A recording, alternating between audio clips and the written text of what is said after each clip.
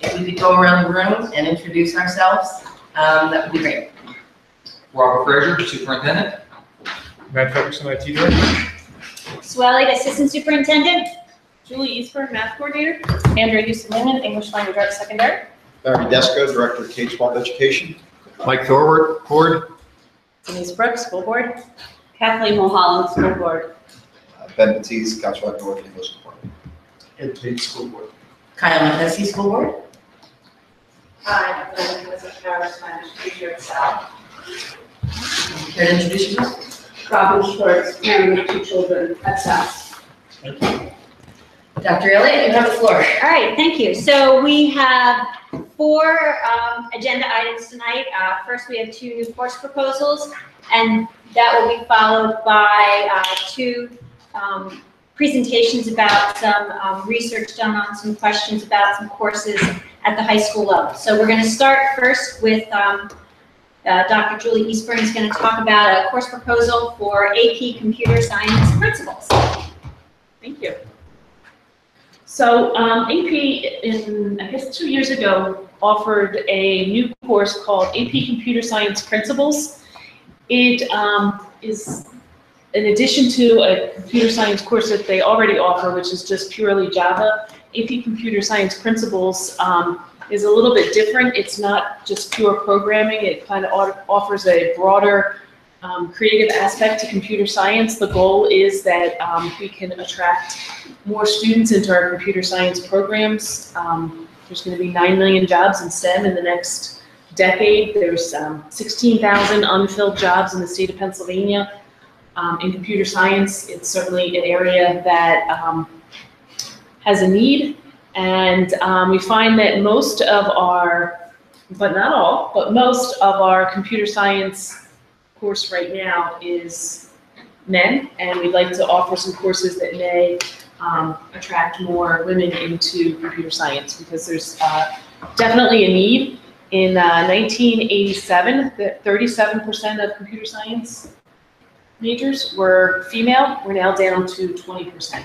So we're kind of losing women, which is kind of frightening in computer science. So we're hoping that a new course can attract different interests for different students. And interestingly, I went into a couple computer science classes and I asked students, hey, if we offered this AP Computer Science Principles course, would you be interested in taking it? And all the heads were going yes. In fact, a couple of them were like, we're going to take any computer science course that you offer.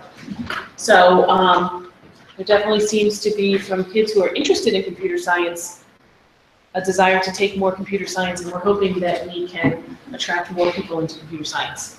Before you move on, Yes. do you have any theory why the female population dropped like this? I have lots of theories. I don't know that I. Oh, there's I mean, any that have been researched. I'm sorry. Yeah. No, I don't want you to take it. I mean, there's tons of research out there on how we're not getting women into STEM careers. Some say that it has to do with the kind of experiences that we offer them as their toddlers and the toys that we offer them, up to differences in brains between men and women. Okay. So there's plenty of reasons.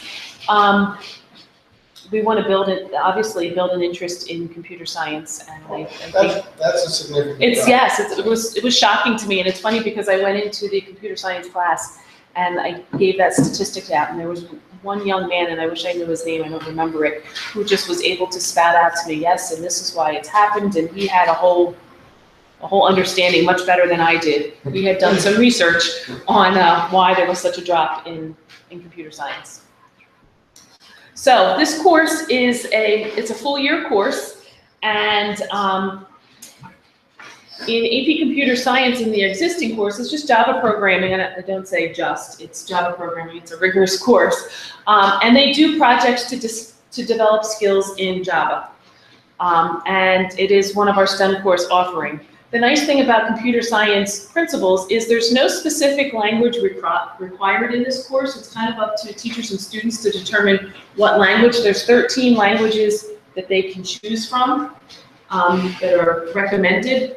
So it doesn't have to be, we have to use Java because it's, a lot of kids, I know, kids that are going into engineering may not always use Java when they go into college. Certainly they have the programming skills and thinking, but they'll be able to choose the language that they want to use. And it also gets more into problem solving and understanding computers, understanding the use of computers, understanding the creativity that can go into computer science and using those skills. And it will, again, for us, be an additional STEM course offering. What are the prerequisites for those courses? Algebra skills. You just need to have a very strong foundation in algebra. Okay. So it leaves the door open wide for lots of students because all of our students will have strong algebra skills by the time they're finished in our algebra program. And this is handled in math. It could be either math or science. Sorry. That's okay. And so then it's really for juniors and seniors? I would say juniors and seniors. Occasionally you have some students who kind of push through our math curriculum a little more quickly, and they certainly could do that. But it's an AP course, so it brings a little rigor to it. That Right. it's recommended. The AP board, the College Board, says it should be for kids who've completed algebra. So Is AP Computer Science running at both high schools? it is. It is. There's this year there's one section at South and 2 sections at North. So the thinking would be that this would be attractive to a different kind of student.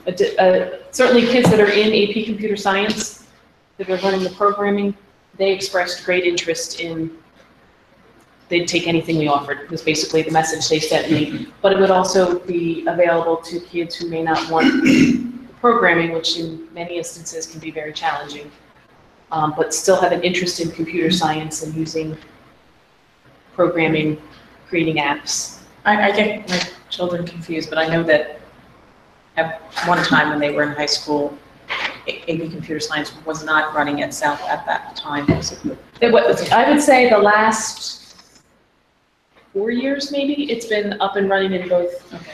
In both schools. So I mean, I'm maybe just 2 wondering years. if one is gonna, is it gonna purge so that one would be, like, would it pull kids out and? It could possibly pull some kids out of the AP Computer Science, but my hope is that it's going to pull more people in. Right, well, clearly, I mean, it's certainly not for everyone to take No. that programming. No, it's not. Really hard. It is really hard. So, yeah, I mean, so it's great, but I was just curious about the context. So this graphic is from College Board, and it really tells you the kinds of things that go into the computer science principles class. It's really not a hardcore programming.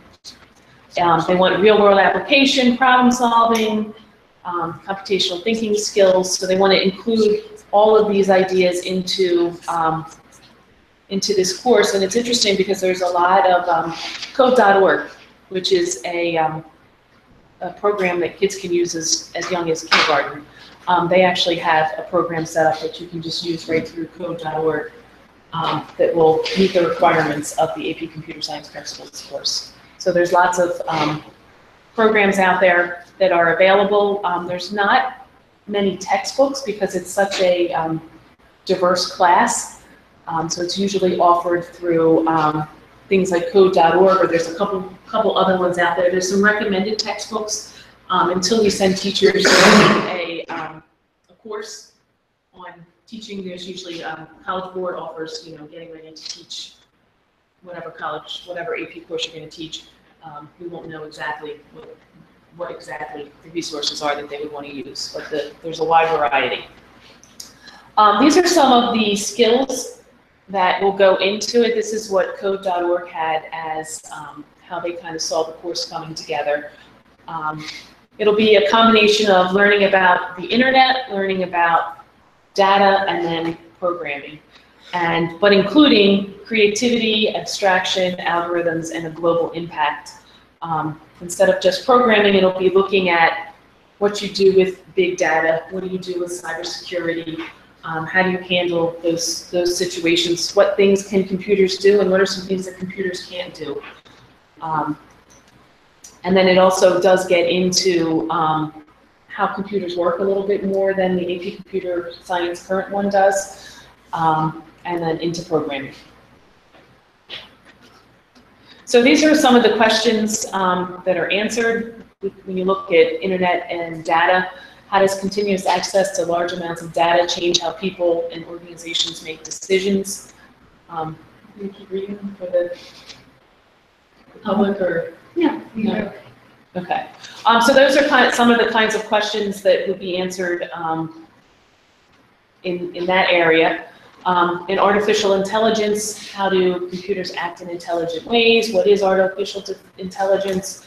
How can that be used to help write algorithms that can make games? This is where kids can create their own apps. And then there's intractable problems. What kinds of problems are hard for computers to solve? What are impossible? How can encryption help? So these are much broader topics than are offered in a programming class. What does global impact?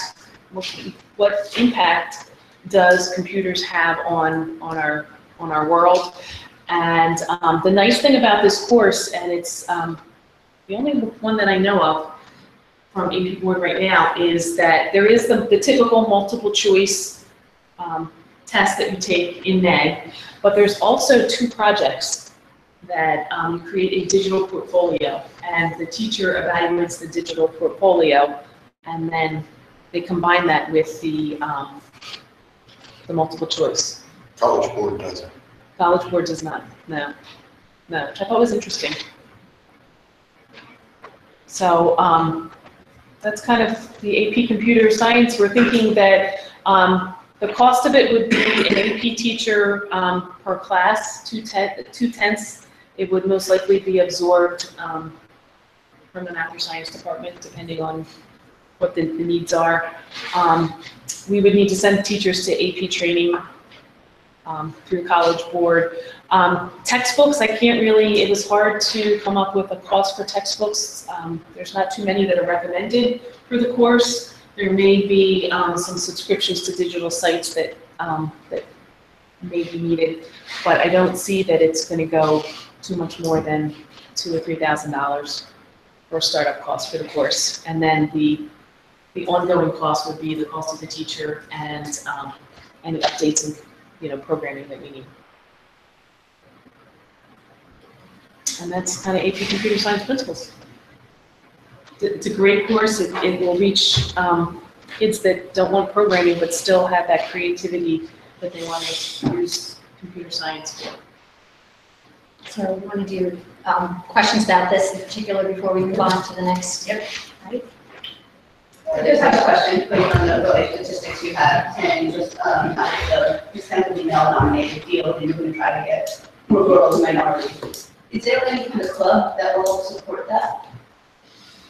After school, is there anything specifically targeting the girls to try to pull them into STEM? Not that I know of. There's not Well, a- you have the South, you have Third College Street. I mean, yes, but it's not, we have nothing specific to females, but there are, there's the NASA club. Right, I know there's a computer technology club, and I know that. Is there anything within those, like specifically targeting trying to get girls? Because I know, like, the federal government, there was like a group of women in science and engineering wise. They were a wonderful resource, and I'm sure they're always trying to encourage younger girls. They try to make some younger and younger to major, to show an interest in high school, to major in science. And I'm wondering if any outreach has been done with that. No, not as of yet, no. One of the things. Guest speaker.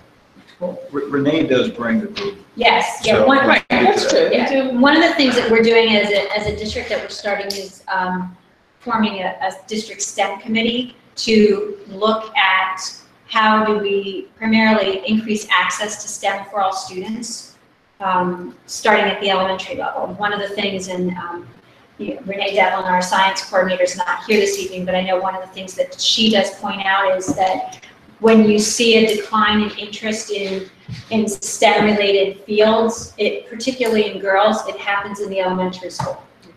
By 4th grade, 5th grade, girls start to lose interest. So that's one of the things that, as our STEM committee, we're going to really start to look at a broader picture of what can we do. how can we revise our current elementary curriculum to integrate STEM a bit more? What other activities can we provide? What are the connections we can make within our community to help to build that interest and that knowledge? So it's something that that committee will start meeting soon, and once all of those folks are together and start kind of processing and brainstorming what we want to do, what do we want to learn, where do we want to go to learn more, that'll help us figure out what path we need to take to help to hopefully keep increase in interest in STEM and draw some students who might lose interest to continue to maintain that. That assumes the I'm sorry? problem, that assumes the problems in the schools. That you can fix it. Correct. But I think that there are some things that we can do to impact, yeah. Renee also takes a group of girls every year to a STEM conference. Right, that's middle school, right? Yeah, middle and high school. Middle yes, and high school, yeah. yeah. I'm not saying I'm just saying, It's not, no, I trying know. to generate interest and introduce them to the field if they haven't had that already. The interesting, craft grants in the last few years have been awarded in this area. And I mean, this is just from memory. In the last 3 years, I mean, there's a lot going on at Goodnoe Fifth Grade with Marianne Malicious bringing a variety of STEM manipulatives into the classroom. Correct. Rolling Hills has a coding club that started last year, and high school students are bringing in.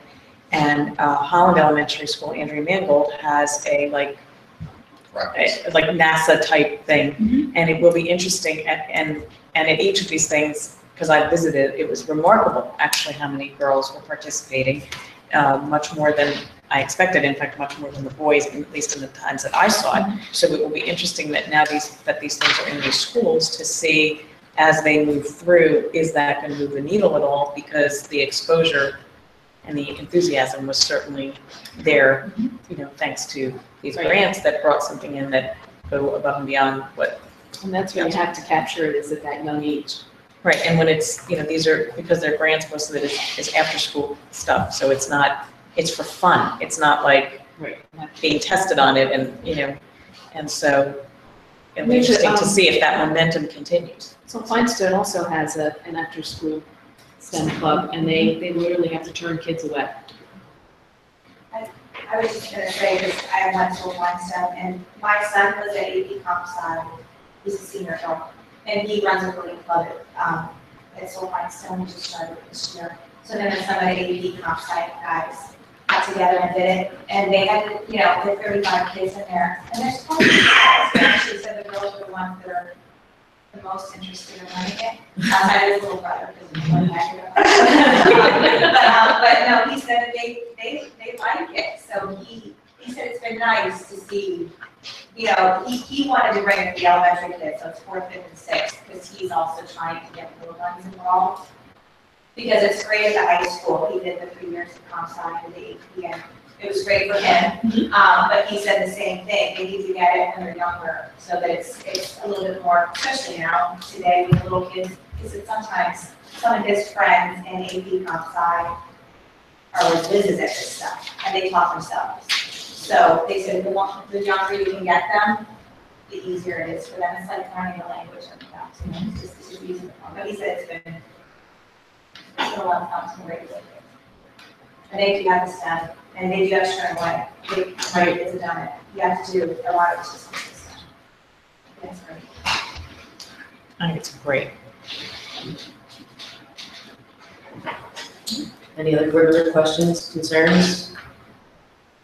Do you need our Regarding this permission? on or- agenda? Well, so this will be an agenda item at the next board meeting. So, Counting 5 nodding heads here. I would say so. What's next? the filmmaking too. All right, Thank you, Julie. thank you, Julie. Thank you, Julie. Thank you. So next up, we have a second proposal for a new course. This is an elective course in English, and it's accelerated filmmaking too. We actually have our 7 through 12 language arts coordinator, Andrea Houston-Lindman here, and she also brought with her Ben Batiste, right? I'm saying the last name right. Who would be a person who would be teaching the course as well. So I'll turn it over to Andrea. Thank you very much. So for Accelerated Filmmaking 2, I'll read through some of what's on the screen for those who aren't with us in the room. Basically, Accelerated Filmmaking 2 will allow those students who are excelling in Filmmaking 1, who have an interest in taking those skills a little bit further, either because they'd like to translate those skills into their other curricular areas where they know they're accessing multimedia, or it's also for the student who's interested in doing this as a career, but not exclusively. It is half of an English credit, so it will enable those students to continue on with their work, to be able to submit these things to film festivals and media showcases as they do now, but with another year of experience and skills under their belt. In Filmmaking 1, they would be looking at editing, camera instruction, and lighting as the cornerstone of those courses that would be available to students that are in grades 10 through 12. This would be then a course that would be available to students who are juniors and seniors, having taken Filmmaking 1 first. You can see script and story development, storyboarding, oral pitch sessions, revisions continue to blend together the English and communication skills. It's a highly developed skill set that requires constant conversation with Mr. Batiste and Mr. Lingman over at South, so that the students could experiment and produce more sophisticated materials, which 1 year is possible, but with 2 years, they certainly could do so much more with what we would have available. The level of interest in students who are currently taking Filmmaking 1 would, and please correct me if I'm wrong, Mr. Batiste, would be probably anywhere from 4 or 5 students who are currently in that class this year, right now, first semester at each student. So what we would be looking at, instead of, for the most part, looking at adding a whole separate section, it could run concurrently. Something like, for example, I teach acting 1, acting 2, directing 1, directing 2.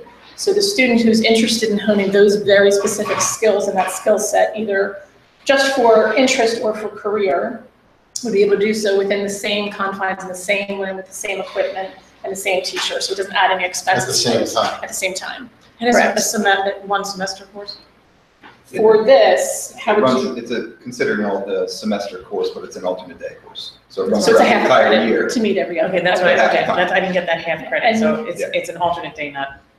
Correct, and that's how acting and directing would do run as well. So what's nice with that too is it gives the students that extra day as an alternate day teacher. Right. Gives them that extra day to get some work done before we see each other again. We have to work on something else we haven't had time to look at. So again, what's nice is that it could, if it were to become popular, when it's a separate section, but it will also help just to have those students in the seats who really love this art form for a variety of reasons, and there are other curricular areas as well as for career, but they wouldn't need to go to a separate location for it.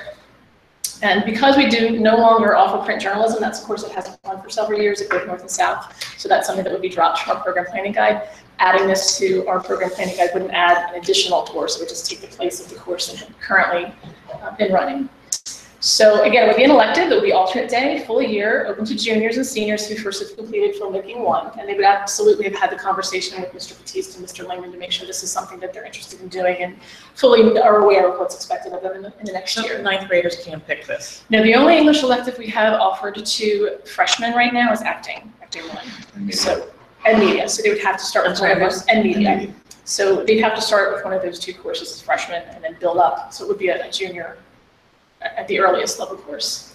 Some of the standards we just put in here just so that we can see how it is across the curriculum. These clearly are standards that apply to English language arts, but if you look at any student who, for example, under the film and video production, makes strategic use of digital media and presentations to add interest and enhance understanding of findings, reasoning, and evidence. I have AP literature students doing that every day. I have public speaking students doing that every day. So this is that skill set that would be able to have any student who's interested to further it a little bit more for whatever they're going to use in the future. And we all know how many visual things we see every day. So to be able to give these students who are interested and intrigued by it that access to additional work for the year, I think would be something they would really appreciate.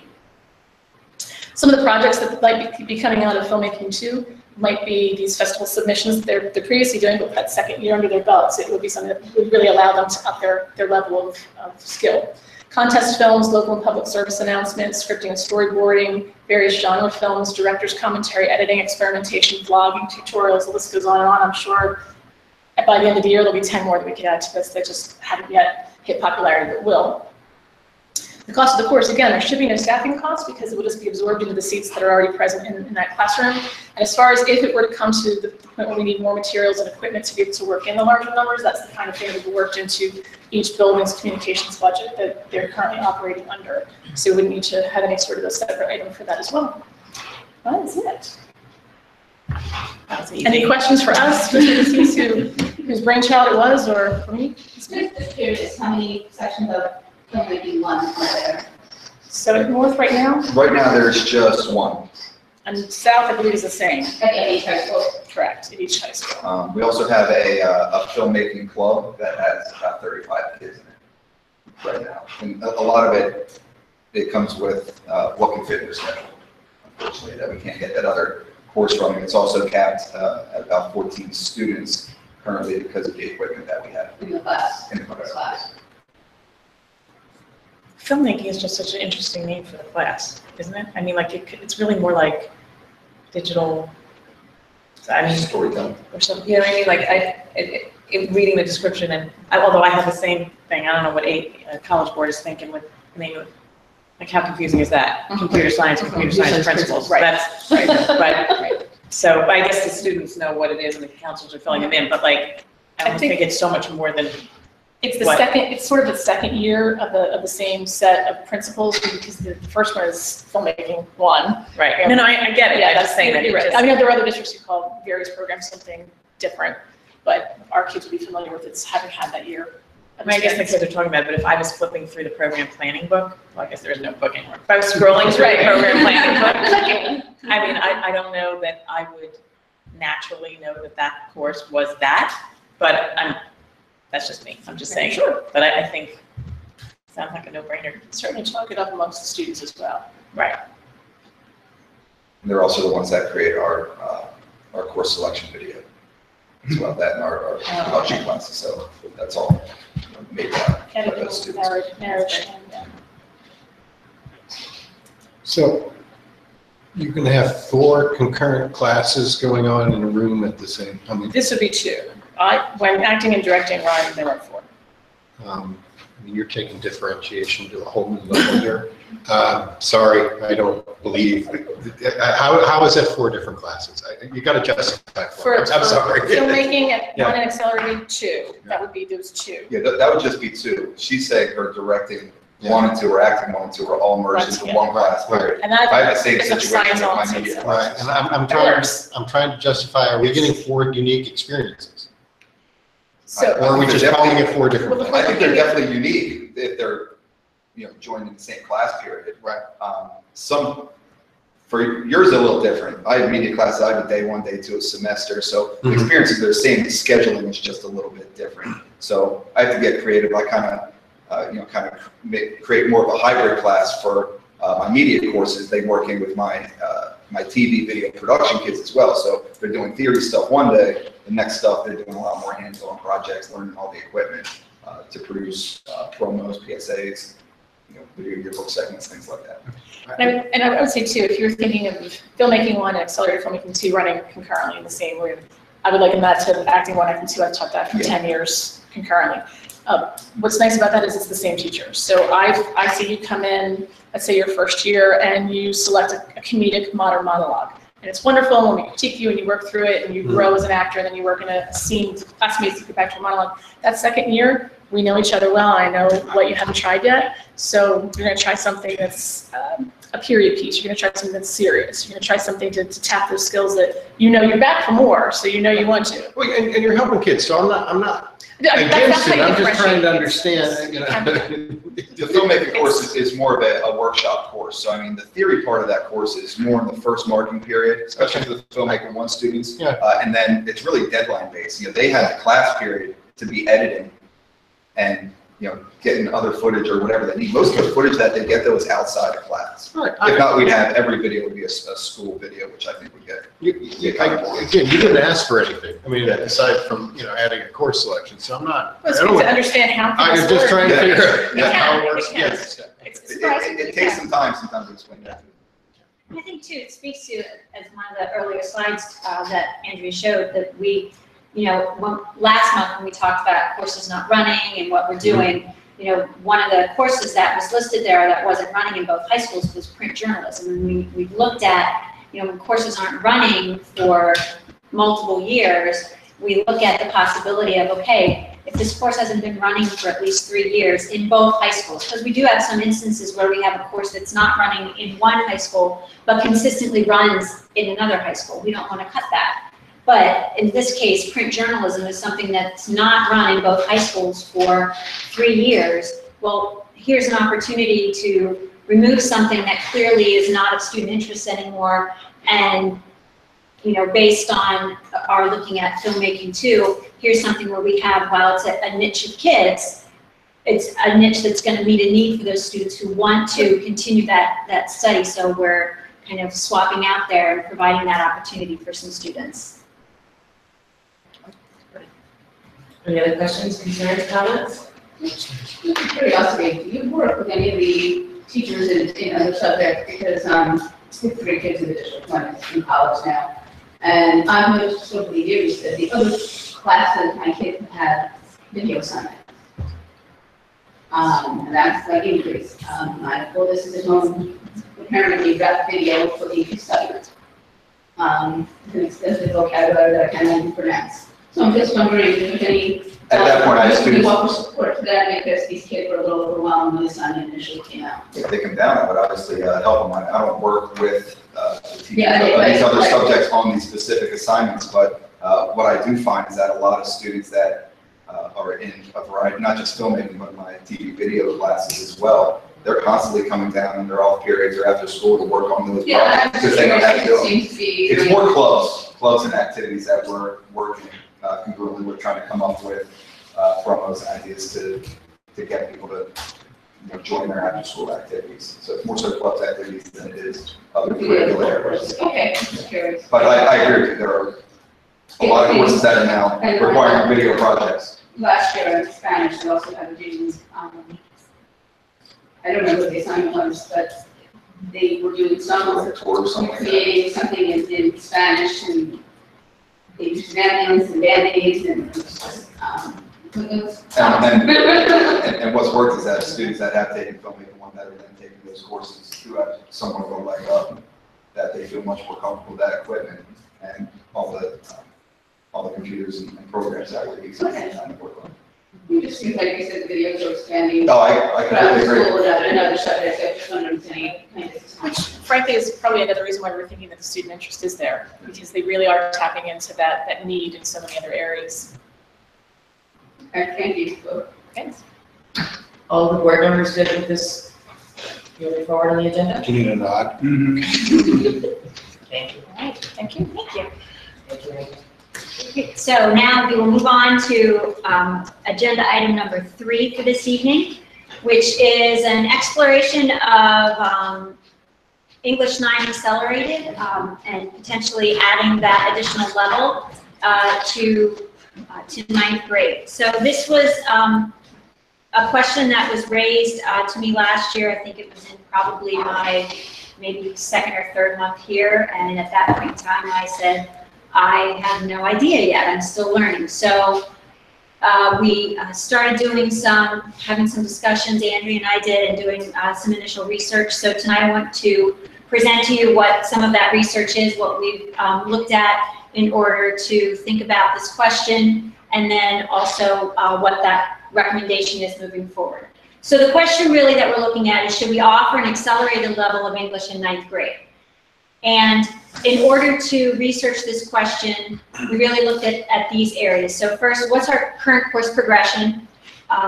We gathered teacher feedback on the need for this accelerated level. We also looked at student data, student achievement data. We looked at similar districts as well to see what other districts that would be comparable to us, either in size or demographics, are doing relative to English.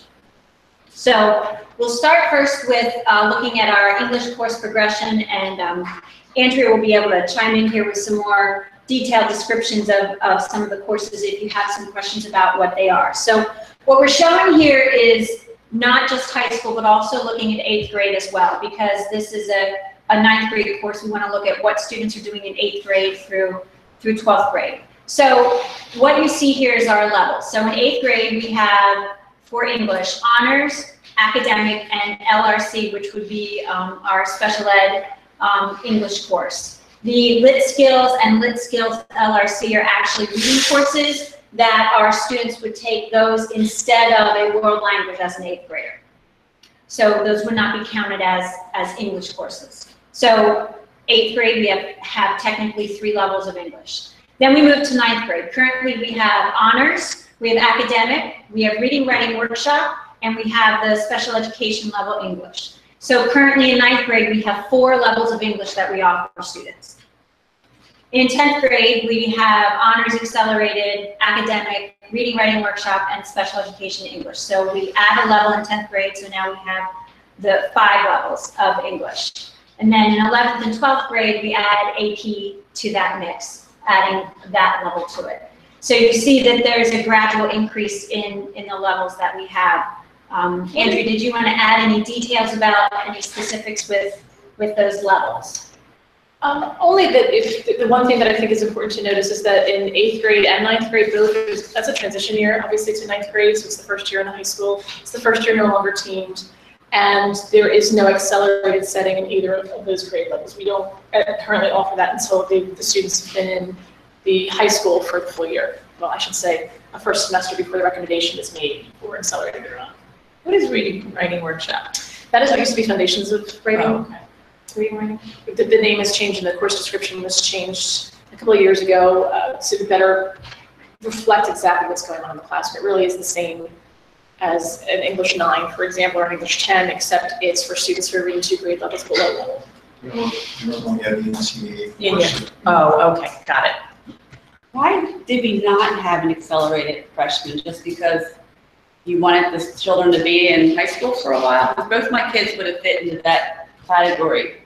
They wanted it and they didn't have it. I can give you the historical perspective of that we talked about previously. So in 2002, the 9th grade left the junior high and we established the middle school situation, and then we had the split between North and South. And at that point, prior to that, 10th grade had been the youngest grade in the high school. And I remember when I went from Richboro Junior High to North, hearing the conversations about why we don't have an accelerated 10. There had been no accelerated 10 at that time. And the comments were always, students are transitioning, it's too hard, it's very difficult for them to get through the building, through the chaos of high school, and settle in quickly enough to know if they're going to be doing well enough for an accelerated setting. 9th grade moved in 2002, and that conversation switched to the 9th grade, and accelerated 10 was created. And ever since then, it's been running perfectly well in both buildings. I think some of the concerns for freshmen still being the first ones in the building now, especially that it's not a junior high they're leaving, but a middle school that they're leaving. And I taught 9th grade for 12 years, both in a middle school and a junior high, and then again when I went to North. And I can say that it is overwhelming for these students, and I can say that there is a strong niche, small, but a strong niche of students who are ready for academic rigor, but not ready for honors. But to put them into an accelerated setting, there aren't that many of them, and it would be very troubling for me to see that they were placed in a situation that makes them stressed, where we're making a decision in January, 1 semester of high school, and we're making the decision to move into accelerated or not. And I think that's a great point for them to say, I got this, I made the transition, I moved up in other areas, I did the high school situation, and I'm doing fine. Then we'll recommend accelerated for 10. How many children are you recommending to honors that maybe don't quite meet that criteria? Are you speaking from 8th to 9th or from 8th? From 8th to 9th. As far as I can tell from the numbers that we collected, the data and the teacher feedback, that the students who are recommended into Honors 9 are all properly placed. Okay. What in 9th grade, what is happening in the other, in math, science, social studies? Are there accelerated classes? So, excellent question. Segue into the next point that I was going to make. So in science, in 9th grade, we have sort of have 3 levels of science. However, 2 of those levels are physical science. So we actually have 2 separate courses in science. You have physical science and you have biology. So at physical science, we have academic and accelerated physical science, and then biology is honors. So while it seems to be 3 separate levels, it's 2 different courses. In social studies, we have 4 levels, one of which is for gifted. So we can kind of put that on the side as the students who are in gifted go into the gifted social studies class. But then we also have literacy studies, which would be equivalent to our reading, writing workshop in English. So take those two, and then you're left with 2 levels of social studies, just like 2 levels of English. Which are what? Which would be the honors and the academic social studies. And then math doesn't quite compare as easily math because of courses that students are taking. So we have Algebra 1 and Algebra 2, and both of those have 2 levels of algebra. So the academic and the honors and accelerated. So it's definitely not exactly an apples to apples comparison. Social studies is probably the closest comparison in likeness to English because it's a single course and not multiple courses that students can take. But the anomaly is really science. Even though it's 2 different courses, in terms of the level of rigor a student would see, forget that the course Correct. is different, science is the only one that actually has 3 levels of rigor, regardless of what the subject Well, matters. I would say social studies does as well. Oh, because of the Literature studies, yes. Okay. As does English. We have actually 4 levels, but if you want to not count the special education course, we have 3 levels of English in 9th grade that we offer to our students. The children come in, because I'm not trying to make a generalization, it's just my personal experience. The children coming from St. Andrews and other private grade schools, they're a little more advanced in the English. It seems like they read books that are usually on the freshman curriculum. You're saying now? And We're seeing the I opposite. can't speak to that, so. Well, maybe, you know what, it's quite a change since, you know what I mean? So I'm not gonna, you know. Yeah, I don't know what they're reading, but we have an English 9 PLC where we have opening assessments that we give to every 9th grader coming in. And we're finding that students that are new to the building or new to the district are the ones with the lower scores. Okay, well, it might have changed. And to be And honest, that could it's- change every year. I've noticed over the years too, if you look at something that's read, a novel, for example, that's read in 10th grade or 11th grade in one district, it's read in 9th grade, that's not necessarily the same as taking algebra versus calculus. It's how are you discussing the content? Oh, I It's the get it. vehicle No, I for it. understand. So it looks on the surface unless you kind of look at deeper. No, it's just that, you know, my daughter had to read, 2 novels that she had already read in 8th grade when she came here. And she took the honors because she did really well in it, and she struggled in honors. The rigor is different, I get that. I wondered with both my kids, I just wish they had an accelerated English for freshmen, but how much is that going to mess up the balance that you have, like of the students in freshman, in academic and so on? Like, is it going to make you have like 12 students in each class instead of 23 or 25? Well, we're going to look at some data, but I think, Andrew's already kind of suggested that when talking to the teachers, the 9th grade teachers, when, they're looking at their students, it's a small handful of students that they feel would be truly accelerated level students, and most likely not enough to even form a section. So that's the piece that we have to think about. And when you see some of the data, that'll help us kind of look at that a little bit more and consider that. So what made you bring it to the attention then? Is there a demand, like people want it? Because the question was raised and it's asked to kind of look into it. And just to be clear, that question has been raised probably for a decade. Like I understand it's been raised. Since my kids were in school, so I understand it's for you, but like this is the first time that it's gotten a deeper dive. But I was on the superintendent's parent advisory for 13 years, and a PTO president and staff for 6 years. This issue has probably since the middle schools opened. This is a recurring thing. Thank you. Let's talk about the teacher feedback and what we did to gather some teacher feedback. In August, we met with the 8th and 9th grade English teachers and middle school and high school administrators to discuss this question and this potential and get some of their feedback. And what we did was actually, as a group, we looked at some standardized test data. So We looked as a whole group together at some PSSA data longitudinally, at some final exam grades longitudinally, as well as at some keystone exams, so that we had some consistent data to compare the students, because we knew those data points would be something that would be consistent across all students that are in English, as opposed to report card grades, which vary by teacher, depending on across buildings, depending on how they calculate grades. So we wanted to make sure we had some consistent data to compare. So the 8th and 9th grade teachers and administrators took some time to really dig into that data, look at what does this data suggest about our students and the recommendations that we are making. And then additionally, those 8th and 9th grade teachers, we also sent them a survey and asked them to provide individual responses of basically, do you believe we need to offer an accelerated level of English in 9th grade, yes or no? And just provide a brief rationale supporting your thinking. What is your reasoning behind that? So now keep in mind, this was not surveying the entire English department. It was unique to 8th and 9th grade teachers who know these grade levels the best. And so 7 of the 9 teachers that were surveyed said that we do not need to add an accelerated level in 9th grade. So this is coming from our classroom teachers who are working with the students every day.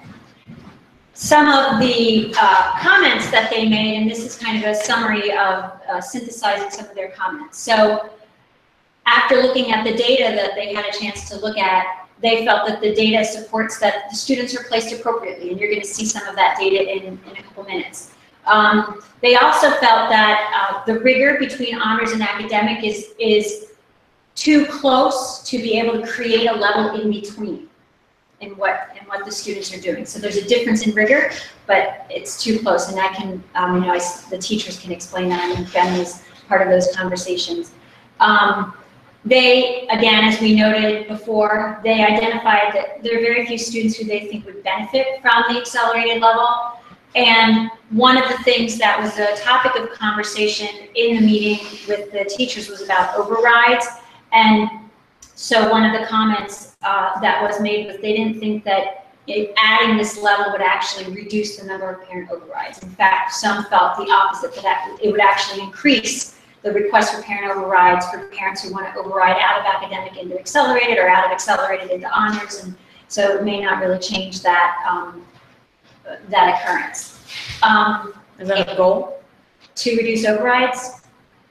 Not necessarily. I mean, I think that we make our recommendations based on the data that we have, and we believe that those are the right recommendations. But we also know that parents also know their children and want to help make decisions that they think are going to be best for their students. So the goal isn't to reduce those overrides necessarily. And they also noted that some of the comments indicated that they're getting questions from parents and asking why don't we have accelerated in some of the comments that they gave to the survey question. So can you speak more to that second bullet? Because what I hear is more, part of the reason that parents are seeking an accelerated option is because they'll say academic is too easy, but honors is too hard. And so accelerated would provide a level of rigor that matches more what their student is looking for. And so that second bullet would suggest that the distance between those levels is greater in parents' minds than what you're saying here. So can you just expand on that a little? Correct. So I know that when the English teachers, and this was probably a couple of years ago that this happened, they were asked to, the 9th grade English teachers were asked to kind of look at academic level and honors level and write out what the curriculum is and what the expectations are, and then think about what accelerated would be in between. So when they started to do that and look at what students would be expected to do, the amount of text they'd be expected to read, there is a lot of commonality across the two courses. Honors students would be reading more, maybe a few more complex texts, but there are a lot of things that are similar. So I don't know if you want to, you've taught 9th grade, you can speak a little bit more to that. And Ben, you currently teach, please chime in as well, but I think that The issue there would be there is a great divide, as you said, between the amount of rigor of the texts themselves that are assigned, and unlike what we talked about just a few moments ago, if you were to hand a freshman Frankenstein as an independent read, it is a very challenging piece. Jane Eyre, very challenging piece, independently read, and that's an honors level text. Whereas the nuances we have were also challenging. Agatha Christie's And Then There Were None, Ray Bradbury's Illustrated Man. We also read To Kill a Mockingbird, among other things. Pardon me? Romeo and Juliet, Raisin in the Sun. These are also texts with very sophisticated, nuanced levels of issues that can be discussed in very serious manners, written in depth with heartfelt research done and created in a variety of different manners and length. And I think the accelerated student would benefit from that conversation. Where do you take that nuance from this very important piece, not make a jump to an honors level text when we're already asking them to do these more sophisticated things they've ever done in the middle school?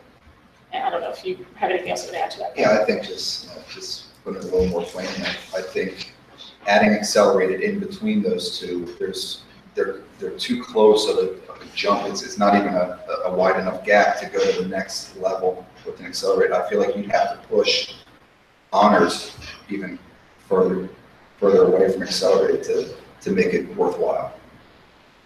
So are you saying that in 10th grade, when there is an accelerated option, what's happening to academic and honors what's the difference there? I think by the time, and again, it's January of freshman year, so you've got one semester under your belt. This is the first time the students have had the Savvier Oxford vocabulary series, so we really get to see how are they studying words, 20 words a set. They'll have more of the same the next year.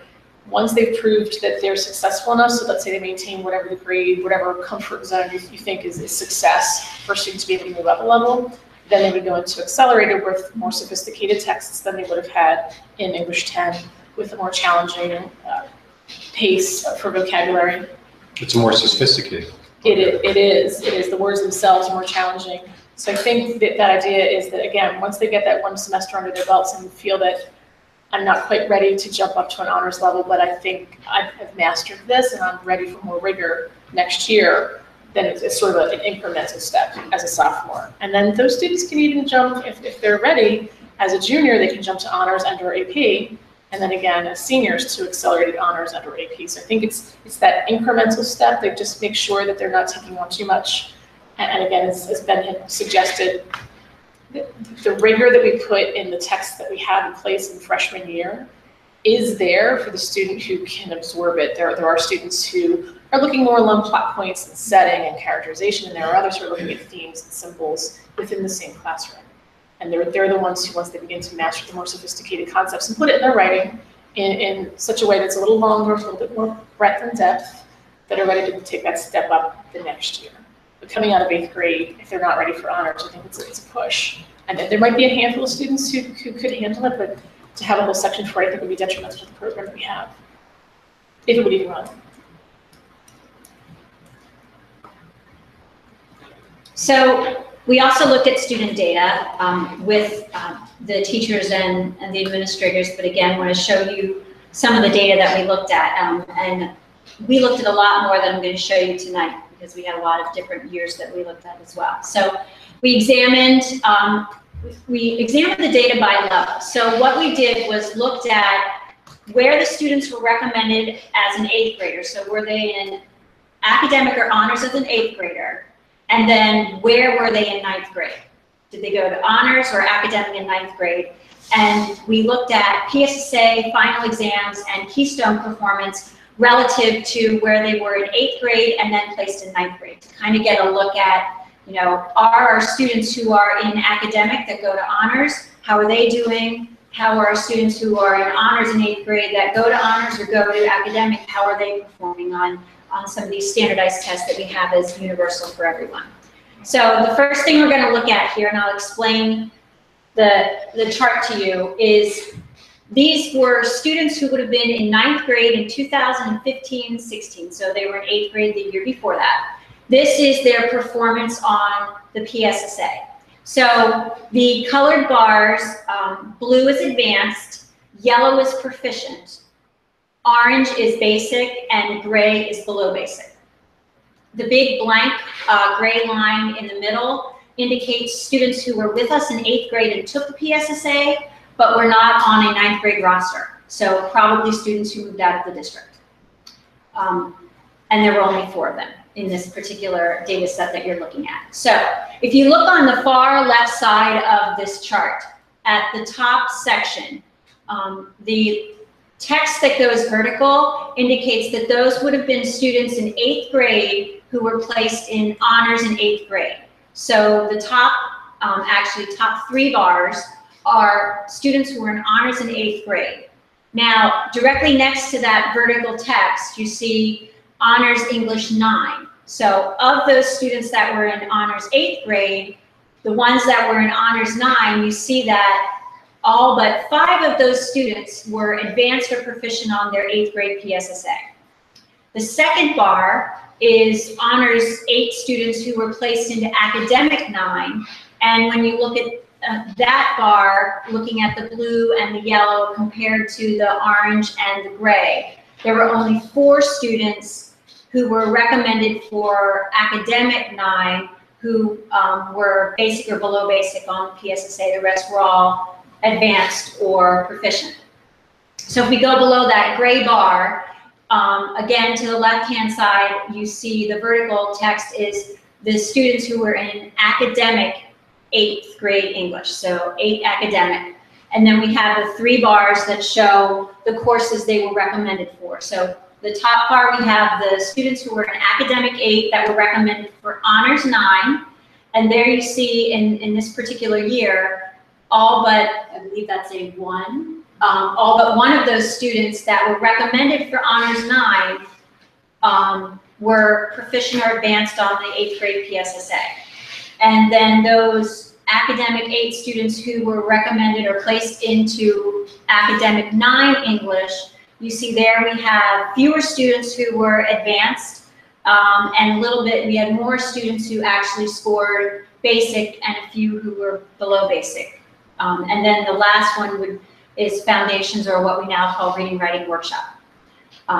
So this shows you that based on where they were placed and how they performed on the PSSA, which would have been an end of 8th grade assessment, that it seems that most of the students seem to have been appropriately placed based on this one particular test, which I think is kudos to our 8th grade teachers and the work they do to really think carefully about recommendations for 9th grade English.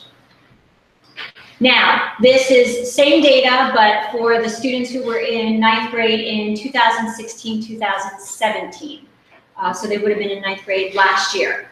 And again, you see when you look at the colors and same frame of the graph. So students who were in 8th grade honors are the top 3 bars. Students who were in 8th grade academic are the bottom 3 bars. And then again, it follows with honors is the top, and then academic.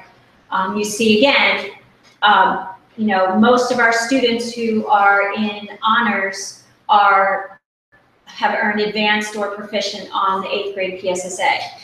And you see fewer that were basic or below basic. And then of course, when you get to your academic 8 students who were recommended for academic 9, you see a few more basic students. And of course, in our reading, writing workshop, you see a larger number of students who were basic or below basic. So that's the PSSA data, to give you a sense of the performance of those students relative to how they performed on an 8th grade assessment. Now this, let me explain this one because it might be a little tricky with the colors. Mike, I apologize if it's a little too difficult to look at. Okay, so again, same grouping of students. Kids who were in honors 8 at the top 2 bars, and academic 8, the bottom 3 bars. This looks at their final exam grades. So as a freshman, 2015-16. Now, when you look at these data, I'm going to help you out with the color coding because that'll be the easiest thing to do, is to tell you what color to really look at. So on the side, and I'm just going to, for those of you who point to it so you can see. Over here on the side is the code for what the grades are. when we looked at this data as a group with the 8th and 9th grade teachers and the administrators, we operated under the assumption that anything B- or higher we consider to be a good grade for a final exam for this course. Now, you're still passing if you get below B-, but that's what we kind of looked at as a point of reference for our discussion. So because of how the chart is organized, what you want to look at is the B+ is the green. So the green bar, which is right here, anything to the left of that is a passing grade. If we're going to assume B- or higher is passing, even though a C, the C's would still be passing. So when you look at that and think about where the colors are and think about our students and our placement, now they've had a full year of English at that level in 9th grade. So again, our students who were in honors 8 and then honors 9, the vast majority of those students got a B- or higher on the final exam. Those that you see, those that were recommended from honors 8 but into academic English, about the same number of those students got a B- or higher. Then we move to the bottom section, and again you see here are students who were in academic 8 and recommended for honors 9. Fewer of them, it's a little bit smaller when you look at the colors, got a B- or higher, but still a good number of those students earned a B- or higher on the final exam. So this suggests that, again, it looks like we've done a good job with placement. Our students are learning. The performance on the final exam is an indication of their ability to demonstrate their knowledge in the course. It looks like they've been able to demonstrate that knowledge. It's same basic graph, but for the next year. So our 2016-17 students, and again, you see, looking at where our green shows up and how that shows where our students performed on the final exam. So this is our local assessment, and this is, a universal exam. So in 9 honors, all 9 honors students take the same final exam. In academic, all 9 academic students take the same final exam. So when you look at honors versus honors and academic versus academic, you're comparing the same data points there. The next data that you see, oh, sorry, I went the wrong way, is Keystone performance. So this is one other piece of standardized universal data that we have for all students. Now, the important thing here is to remember that this is a year removed from their instruction in 9th grade. So these students have all had a year of instruction in 10th grade. But it's interesting to look at their performance on the Keystone relative to where they were in 8th grade, where they were in 9th grade, and then how they did on the Keystone. So this particular data doesn't look at all at where they were placed in 10th grade. It still just looks at those groups of students based on their level in 8th grade and their level in 9th grade.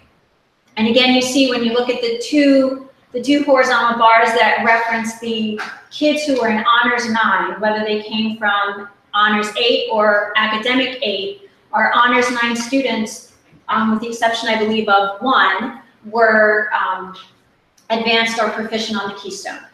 Now, there's a whole other year of instruction here to keep in mind, so we're moving further away data-wise, but at least gives you a sense of these students are performing well, they're doing well on measures of assessment, so that could suggest that the placement is good and that we're doing a good job with placing our students, and the levels that we have seem to be meeting the needs of our students.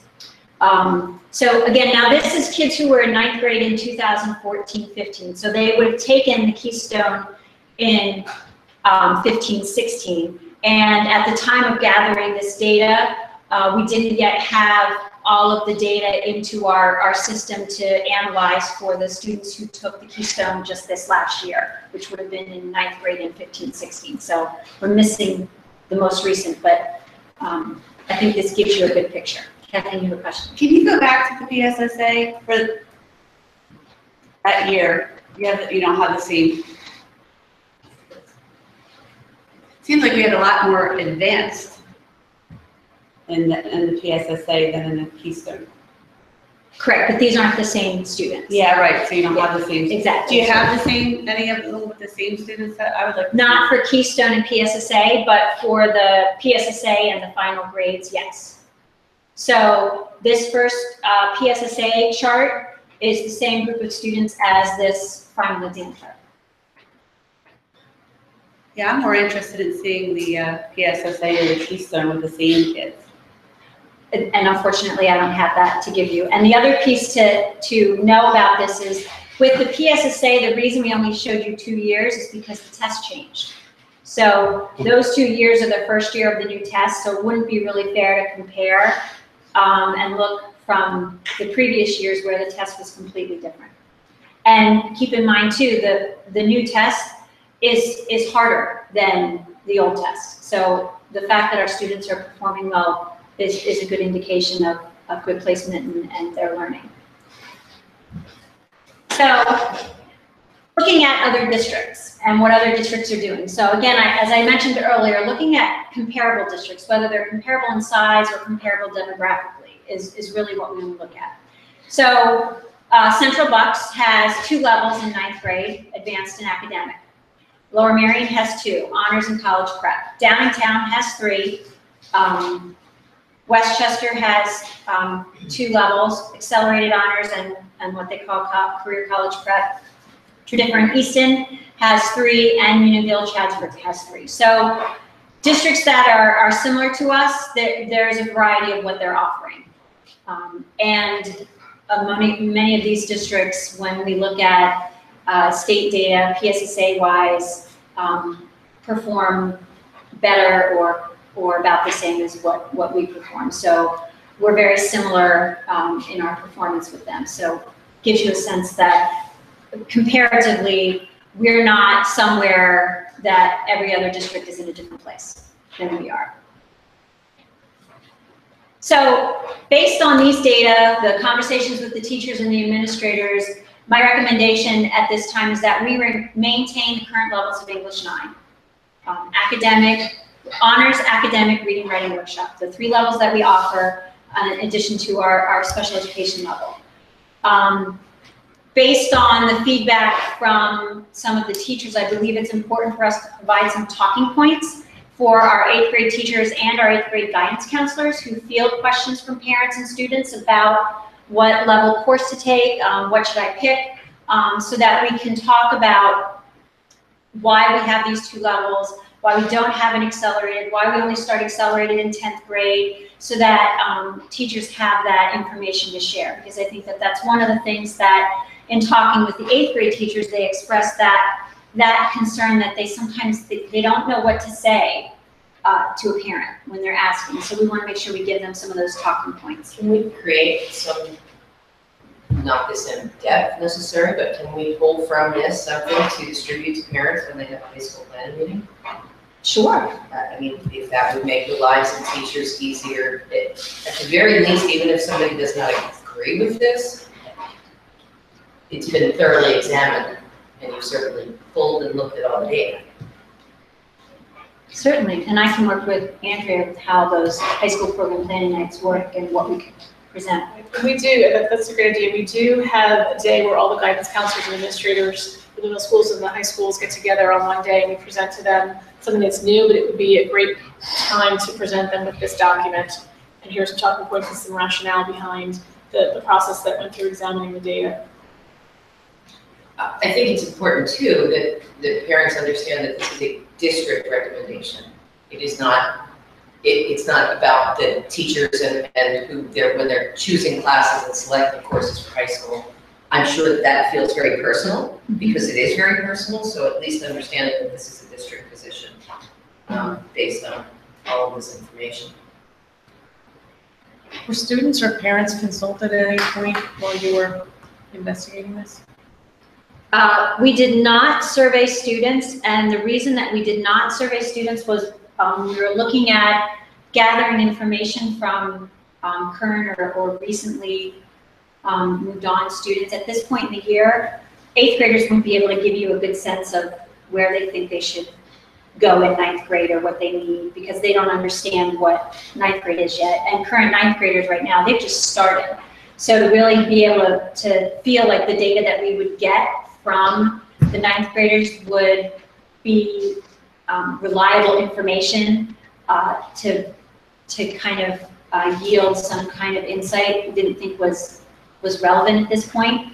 Maybe from a quantitative standpoint, but qualitatively, it might have just given a little mention, because I do feel there's a little bit of a disconnect, because students and parents are what I hear from in terms of wanting more information about this, and it does feel like that's not noted here.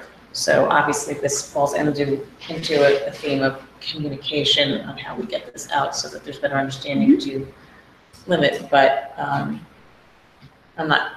I think you have your work cut out, because I don't know that this fully satisfies some of what the parent and community impressions are. Do you look at the data for the students who are in Honors 9 and Academic 9, and the amount of kids from Honors 9 who go to Accelerated 10, the amount of kids who go from Academic 9 to Accelerated 10, or even being jumped to, I know jumping to Honors 10 is very discouraged and very looked down upon, but some kids have maybe been in academic that perhaps should have been in Honors, chose the academic course, and then obviously they're ready for Honors 10. Do you have any data on the number? I do not at this time have that data, and the purpose and the research we did here, we really focused on the point of the recommendation from 8 to 9, and that's where the crux of this question came from. Like, we have these kids that they go into ninth grade and they need this other level, so what's the data around that to help us look at that? So we didn't look at where they go in 10th grade for this. It would be very interesting to see how many of our students go into the different levels of 10th grade, which we can more easily look at, I should say. Right, and if you would look at the students who are in ninth grade, say, even in the spring, if you want to talk to them, and say, hey, listen, if you had the option, what would you have done if it were available to you? Because I know that I have students in the high school, and they were surveyed for the world language courses for the option of offering a 5th level for that. And my student is in a language 3, and she was asked about language 5. So it was just a general survey. So I was just wondering if that would be, the student, what I hear from students is various different things, and the difference between the 2 courses is where I'm getting at from the parents and the students' perspective. And given the fact that those are the people, and it's their children's lives, and it's the children's lives themselves, it would be nice if there was some input in there, just so that they feel like they've been heard. Or, I know obviously you've done your research, you've done a great job, and I understand and respect your recommendation, but I just feel like there's a missing component between the 2 classes. There's 2 levels, and then I think there could be a happy medium for a lot of kids. And then as for the 8th grade teachers, the number of students they would recommend for accelerated, do you have that? If they had the option to recommend students for accelerated, what would the 8th grade teachers say to you? We do have some data from a few teachers of here are the kids that I would have recommended for accelerated. I don't have those numbers off the top of my head, but again, they're not large numbers of students. And that is something that, when we think about really supporting students, I think our hats go off to our 9th grade teachers who, interestingly enough, when, in some of the conversations with those 9th grade teachers, when they heard about, oh, this kid would have been recommended for accelerated, some of the 9th grade teachers are like, really? This kid's awesome in my class. This is great. I never would have thought that. This student's doing really well. And so I think that the feeling of our 9th grade teachers that the students are in the right place, and with a few, and you're always going to have the few that even if they were recommended for honors and the student thinks that honors is where they want to be after a couple weeks of school, they're like, oh, I'm a little afraid, I don't think I can handle this, and they might drop to academic, either at their own request or maybe parents are suggesting, maybe we ought to think about a change here. Other than some of those changes that happen and are always going to happen, our ninth grade teachers really feel that the students are in the right place and they're making progress they need to make, and showing growth. So I think that was good data from our teachers. Mike. First off, thanks for the rude colors. That was for some color challenge people in the room. So I apologize for the rest of you. Overrides. Do we track overrides as a district in terms of student performance? If not, we should. You know, if we're overriding students up, we should really track their performance, because I would like to know how well they perform long term after. We've done that. What we struggle with is knowing if it's an override. A lot of the overrides are successful. So Okay, well that's a good thing to know. I mean, but what we found out in many cases is, and it's not a bad thing, it's just an observation, that many of those students get tutoring outside of school to be able to be successful. And maybe that's fine. Right, okay. That the family wants to invest in that. So, you know, would they be successful if they didn't have the additional supports? I guess we don't know that. But yeah, you're measuring things you can't measure. Right. I mean, so, okay. So, yeah, we have. You have looked at it? Yes. And it's not a lot, is that what I'm hearing? The overrides? Yeah. I think it varies by, in the middle school, you get a lot of overrides in math, because parents recognize that students are going to be tracked from 7th grade on, that it's going to be hard to make a jump. Mm-hmm. So they're going to say, I'll take my chances, and they're encouraged to say, if you're going to override, then be careful in those other courses, because your student may need to, you know, put forth a lot of extra effort there. Right, right. So it's not, again, not necessarily a bad decision. And then I think over the course of 7th and 8th grade, and then in the 9th grade, you start seeing a little bit less. There's still overrides, but 7th grade math is probably the largest, and it probably varies as you move forward. I'll just add the one thing, since you brought up the whole idea of override. In our department, we're very unique. We're fortunate in that it is quite possible and not difficult for a strong academic 9 student to make it to AP Lit by a senior. You just jump up a level every year. It's not like some of these other course areas where you're locked in. You're saying the track can be broken fairly. Okay. Right. I mean, with us, it's vocabulary, language, reading, writing, speaking, listening, across the board. Other than that, the skills are just more nuanced. Similar with social studies. True. The math and science are much more difficult. Because they stack. I mean, Well, yeah. They start going different directions. In other words, if you start with, in 9th grade, if you started with your science course and aren't taking biology in 10th grade, you've already locked yourself in, because you can't take those next courses sequentially. So, Okay, thanks.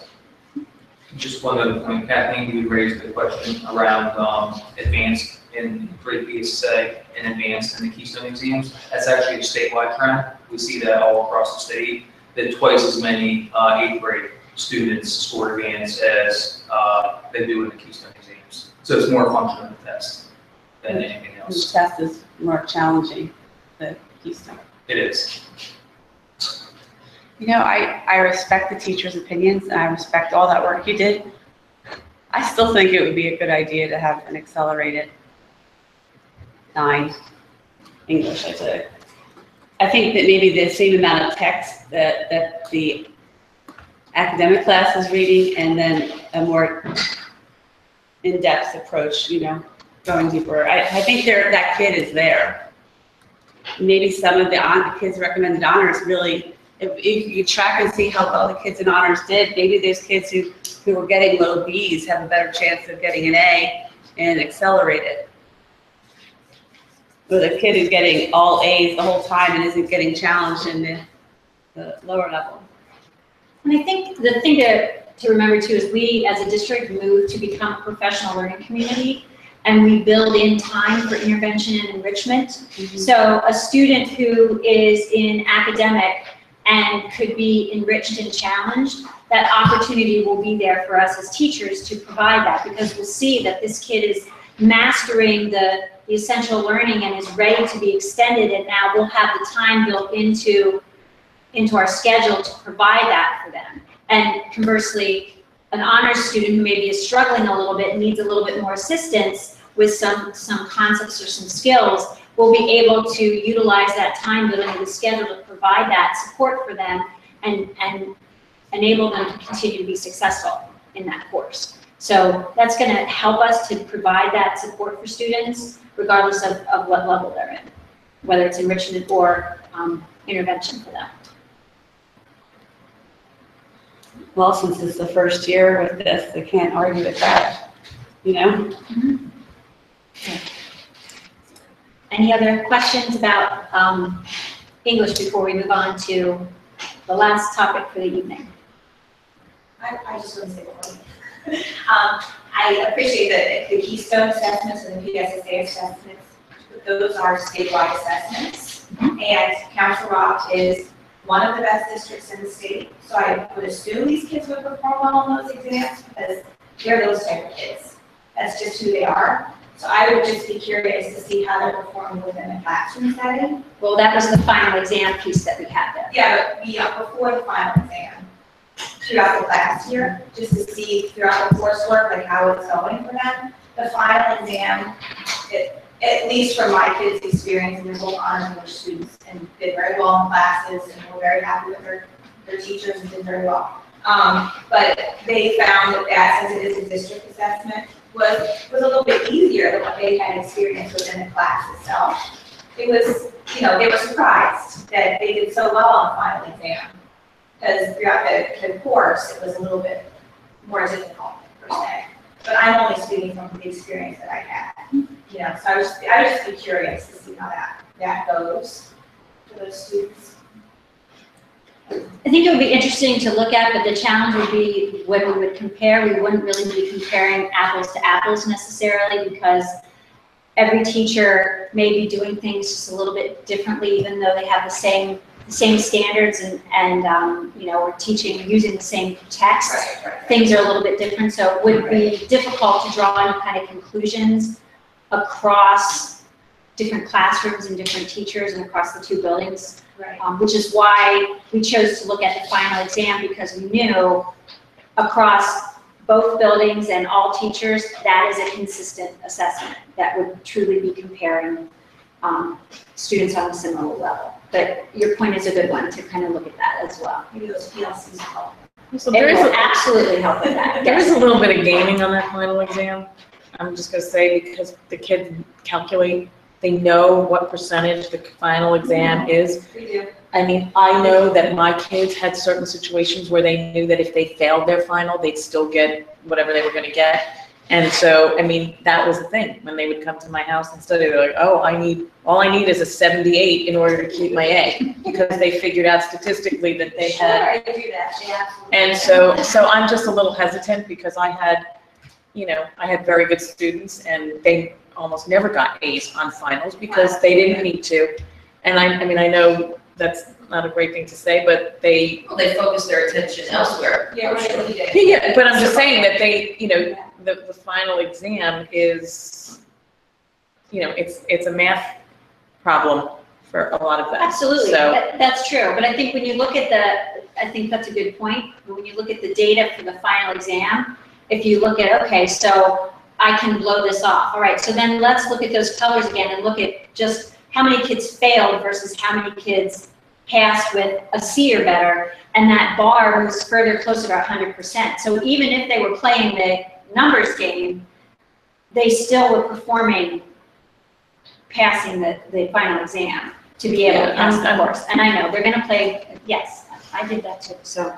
So the argument Occasionally. is there's no such thing as really nice, clean, pristine data.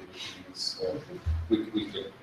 well, I think the marking periods, certain assessments throughout are more reflective than necessarily the final grade, but I understand what, Yeah, so they're not pristine. Okay, they're good points. Right.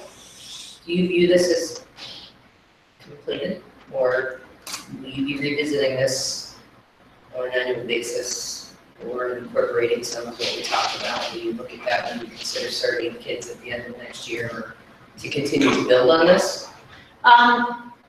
Well, I definitely will take a recommendation of the board if they feel that we need to do some more, but in my opinion, I think that we did some real thorough research and exploring of this, And I believe at this time that, you know, as we've been having this conversation for decades and we've, you know, before my time, have never really dug into it deeply. I think we've done a really, a pretty deep dig. Could we have looked at some other avenues? Possibly. But I think our data clearly show that, you know, our students can be recommended for the right levels. They're successful where they're recommended. They're successful after that. Our feedback from our teachers suggests the same. That I think we can close this chapter. I believe that as we continue to grow as a district, as a PLC, that's going to have an impact on student achievement and could lead to further questions that teachers raise about what we're doing and how we instruct and what we can do for students. I personally think that's really the heart of the answer, is what the individual student experiences within a course. And it's, to me, less critical where a child is placed. But I know that there are difficult decisions, having experienced it, when you're looking at academic courses, honors, accelerated. You know, and I think the direction that education in general is going with a more personalized approach to learning is really the key, as opposed to really focusing on that difficult dividing line between course selection. Great, thank you. So, you guys, Ben and Andrew, you're welcome to stay or leave. Thank you very much. The hour is Fight late. for one minute.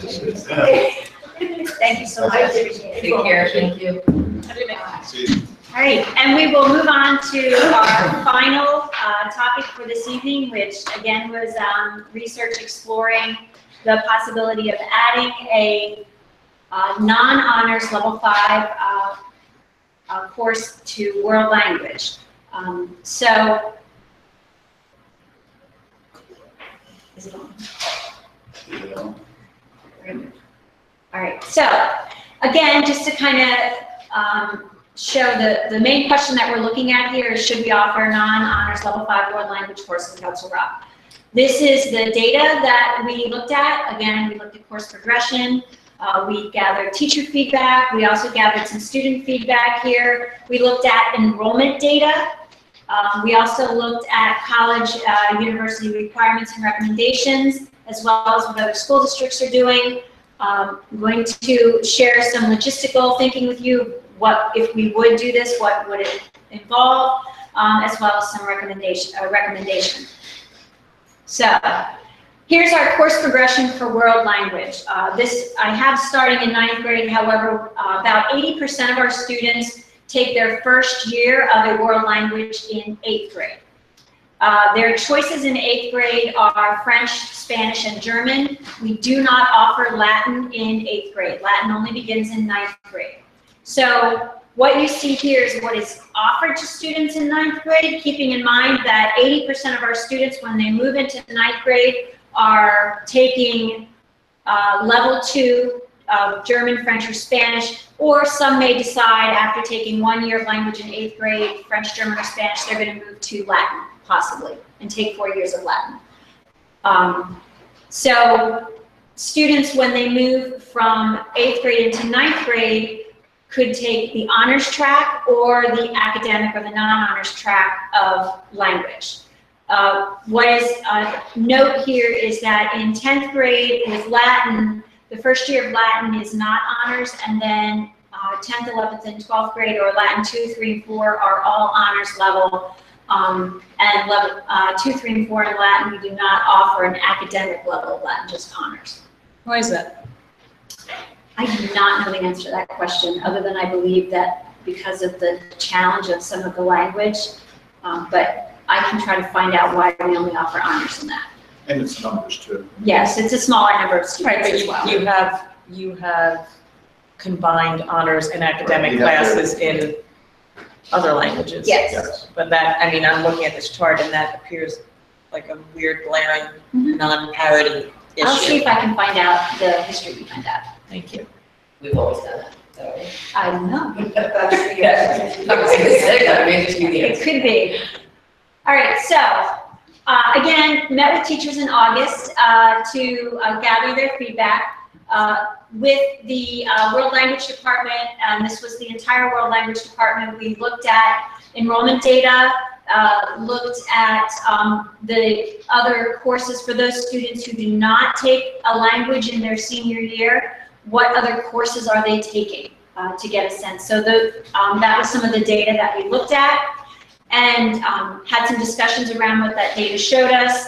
And then we also surveyed the teachers. 25 teachers completed the survey. There are 28 teachers in the World Language Department, so there were 3 teachers who did not complete the survey. So of the 25 teachers who took the survey, 76% of them believed that we should not offer a non-honors level 5 world language. Can I ask a question? I'm just curious. So you surveyed all teachers, even ones that, I mean, this seems like a different methodology than what you did in surveying teachers of English, where you were only focusing on the teachers that were directly impacted by the decision of whether to recommend an accelerator or weigh in. And then you're surveying teachers who might not have any exposure to seeing a student at the point where they would make that choice. And more to the point, so you included Latin teachers as well? Yes. Even though there's... We looked at we wanted to get feedback from all levels, because when we looked at the data, we wanted to understand what are the potential impacts of this on the World Language Department in general, and you know, students, how do they select language. We have teachers who were teaching multiple levels of a world language, so we didn't want to exclude somebody who has, or in the past or currently is teaching one of the different levels. Additionally, when you look at, and you'll see with some of the data, while we're talking about a level 4 to a level 5, we have many students that drop after level 3 and do not take a level 4. So we needed to get information from multiple teachers, because this is a little bit different of a situation than do we offer a level in between, are we offering a new course? Right, but that's why I would think that the primary focus should be really just on the level 4s, and I'm not actually sure why Latin, I still don't clearly understand that, unless there would be something that we would introduce Latin in the middle school so that there would be a level 5, because... Our Latin teachers would like that. Well, I understand that, but that's a different conversation, but I'm just saying that so it's just, I guess you'll show, but do you break out and look at the segmented so that we could see the responses, like if we were to only focus on teachers who taught a 4th level versus not, or excluding I have Latin? those data in this particular presentation. I did not put those data, but I do have those data disaggregated that I can look at based on, now keep in mind, many of the teachers check multiple levels because they teach multiple levels, so. I see. Yeah, so yes. Okay, and we continue. I agree with Denise, in the fact that the first thing I saw was that English, only the one group of teachers was surveyed. I understand why we did what we did. However, I also know there was a box underneath that said other. Do you have any of those? Because I am under the impression that a lot of people said no, but they wrote why. And I don't know, do you have the reasons why they said no? I do. Okay, in the presentation? Yes. Okay. Yes. Okay, I just wanted to see, because I only know what I heard, I don't know what, I didn't hear everything, so I just wanted to see. And when you talk about these numbers of 28 teachers in our department, we have 2 Latin teachers out of the 28. So it's very possible, and I'd have to look back at the data to see, of the 3 that didn't complete the survey, would they have been Latin teachers? I don't know that off the top of my head. But in a small sample, every number matters, so I just... Correct. Yes. I think the other thing too, I would think is the 8th grade teachers who have only ever been in 8th grade, and I was there 14 years ago for a long time. I know that you don't really have a concept of high school, and what does level 3, 4, 5 look like when you've only taught level 1 in a confined middle school environment. So the middle school teachers ask if they want a level 5. I don't know how valid their response would be, because and unless they said that, I'm in middle school, and I don't know how they. Right, and we also, and that's why when we're looking at these data, we're looking at multiple data points to really help inform these decisions, not just a survey of teachers to make those decisions. I think I know the answer, but I just want to confirm. I know they teach multiple levels, but each teacher specializes in a language, right? Latin is only Latin. We have a few teachers who teach both French and German. Okay, so you do have some. Yes, but most teachers specialize. Okay, that's what I wanted to see. Yes. So this is a summary of some of the comments from the teachers. So there were a few teachers who emphasized, and this was a point that came up in the meeting with the teachers as well, that felt that a priority should be placed on exploratory at the middle school over adding a 5th year in the high school. Teachers commented that most of the academic students aren't interested in taking a 5th year of world language, that they noted, and this linked to the data that they looked at, the enrollment numbers in French and German do not support it. Teachers noted that the numbers in Spanish are greater and may support it. There was concern from teachers about blending too many levels in one class.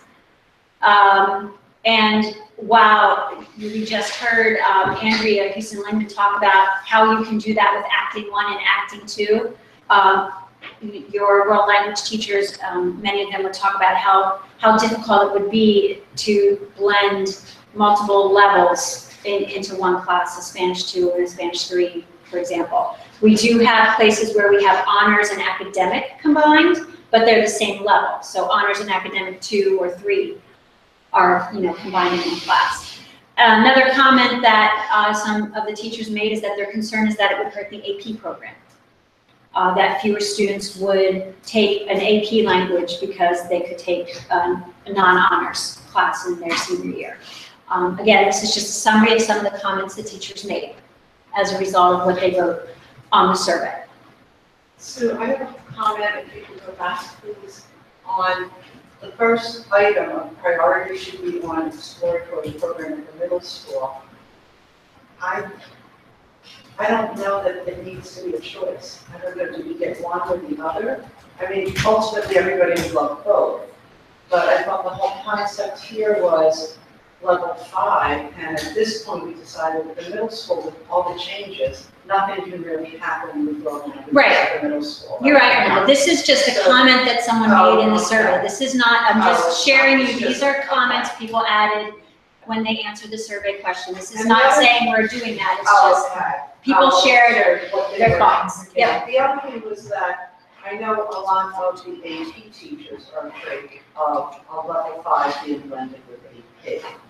And I just would hope that if this ever does come to fruition in my lifetime, which I would like to see, I would hope that the board and the scheduling people would never ever blend a Spanish 5 or a German 5 and an AP 5.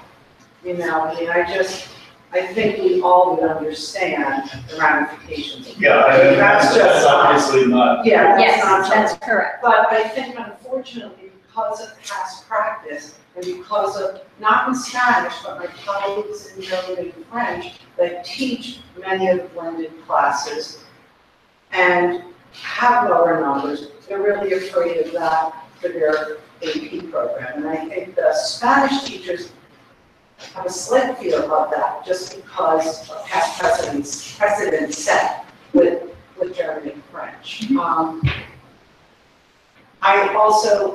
I just need to just say on the record, I disagree with whomever said, and I know it was said at the meeting, that most academic students are not interested in taking the 5th year.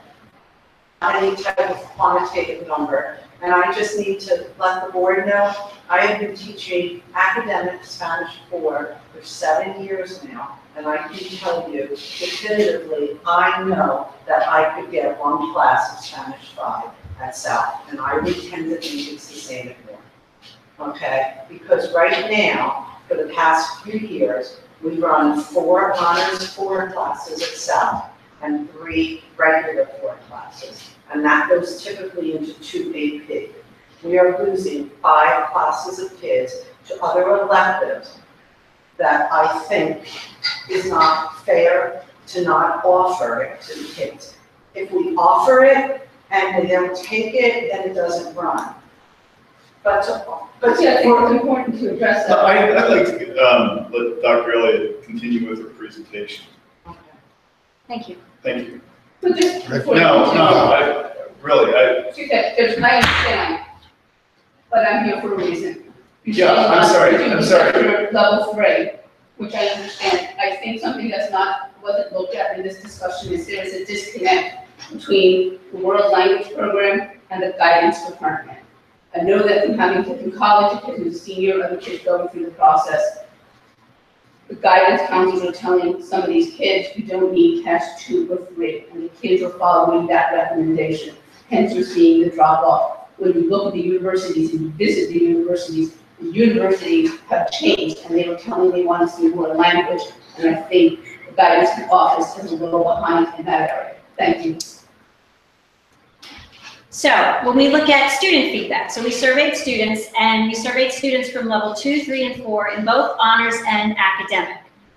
And in this survey, it was very simple. We asked them if it were offered, would they take a level 5 non-honors? If they answered no to that question, we asked them to provide a reason, and we gave them a list of reasons from which to select. When was the survey done? At the beginning of this year, in the first 2 weeks of school, or not the very first week, second week of school.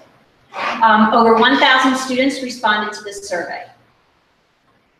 So we're going to look at some of the results of this survey. So this chart here shows by language. So you see French, German, Latin, Spanish, and then the grand total together on the far right. The percentage of students who said no, and the percentage of students who said yes. And this is combining all students, both honors and academic level students. So when you look at these data, you see, regardless of the language, more of our students, in most cases more than 70%, with the exception of German, of those students said, no, I would not be interested in taking a 5th year of language. This is just the students who were in the academic level of the language. So took out the honors students. Again, with the exception of German, you see that 70% or more of the students said, no, I would not be interested in taking a level 5. Do you have the raw numbers? Because the percentages are extremely confusing, because I do have the raw numbers. You know, It's like the 24% of German could be substantially more than, you know, other percentages of Correct. other languages. So I can't tell what, I mean, I don't know what those numbers actually mean. Yes, I can pull those up if you want. I have those on different charts and workbooks that I have. You know, because there's probably like 3 or 4 times as many students taking Spanish than German, right? Correct. So Yes. as a percentage, Yes. it's hard to. Can we just have you at a later date or before we post this, get the numbers above the percentages? Sure. So this is our honors level students. Again, when you look at the percentages, you see, you know, for most of them, 70% or more said no. A few less than that with honors Spanish, but really many of our students are saying no, they wouldn't be interested in taking a 5th year. Now, we provided them with specific reasons and asked them to check one. That would be a reason why they would choose not to take a 5th year of language. So these are the reasons that we provided to them. I want to take other courses. A 5th year of language isn't offered at my level, which a student in Latin could answer that, or a student who currently is, well, we don't have a level 5 in the language I'm taking, so I can't take it at academic. The colleges that I'm applying to only require 2 years. I have conflicts in my schedule, or I have no interest in taking a 5th year of language. So those were the choices that we gave students to select. This chart shows what students selected of those 1,000 students and the ones that said no. So this isn't 1,000 students, this is just the percentage that said no. So for helping you to look at this, so the orange and the yellowy orange represent I have no interest in taking a 5th year of language, and I want to take other courses. So when you look at those two, and they're the 2 bottom sections of the pie chart. Can you just say Can you just refer to it by the numbers, which Sure. college you're looking at? 32.45%, which is the large pie section to the right, on the right side of the pie chart. That is the students who said, I have no interest in taking a 5th year of language. Of those that said no. The students, the large section of the pie on the left-hand side, which is 49.43%, I believe, they were students that said, I want to take other courses. So of the students that said no, 80, if I'm adding correctly, 81% of those students gave a reason that indicated, you know, I'm not going to because I want to do something else or I just don't want to take a 5th year.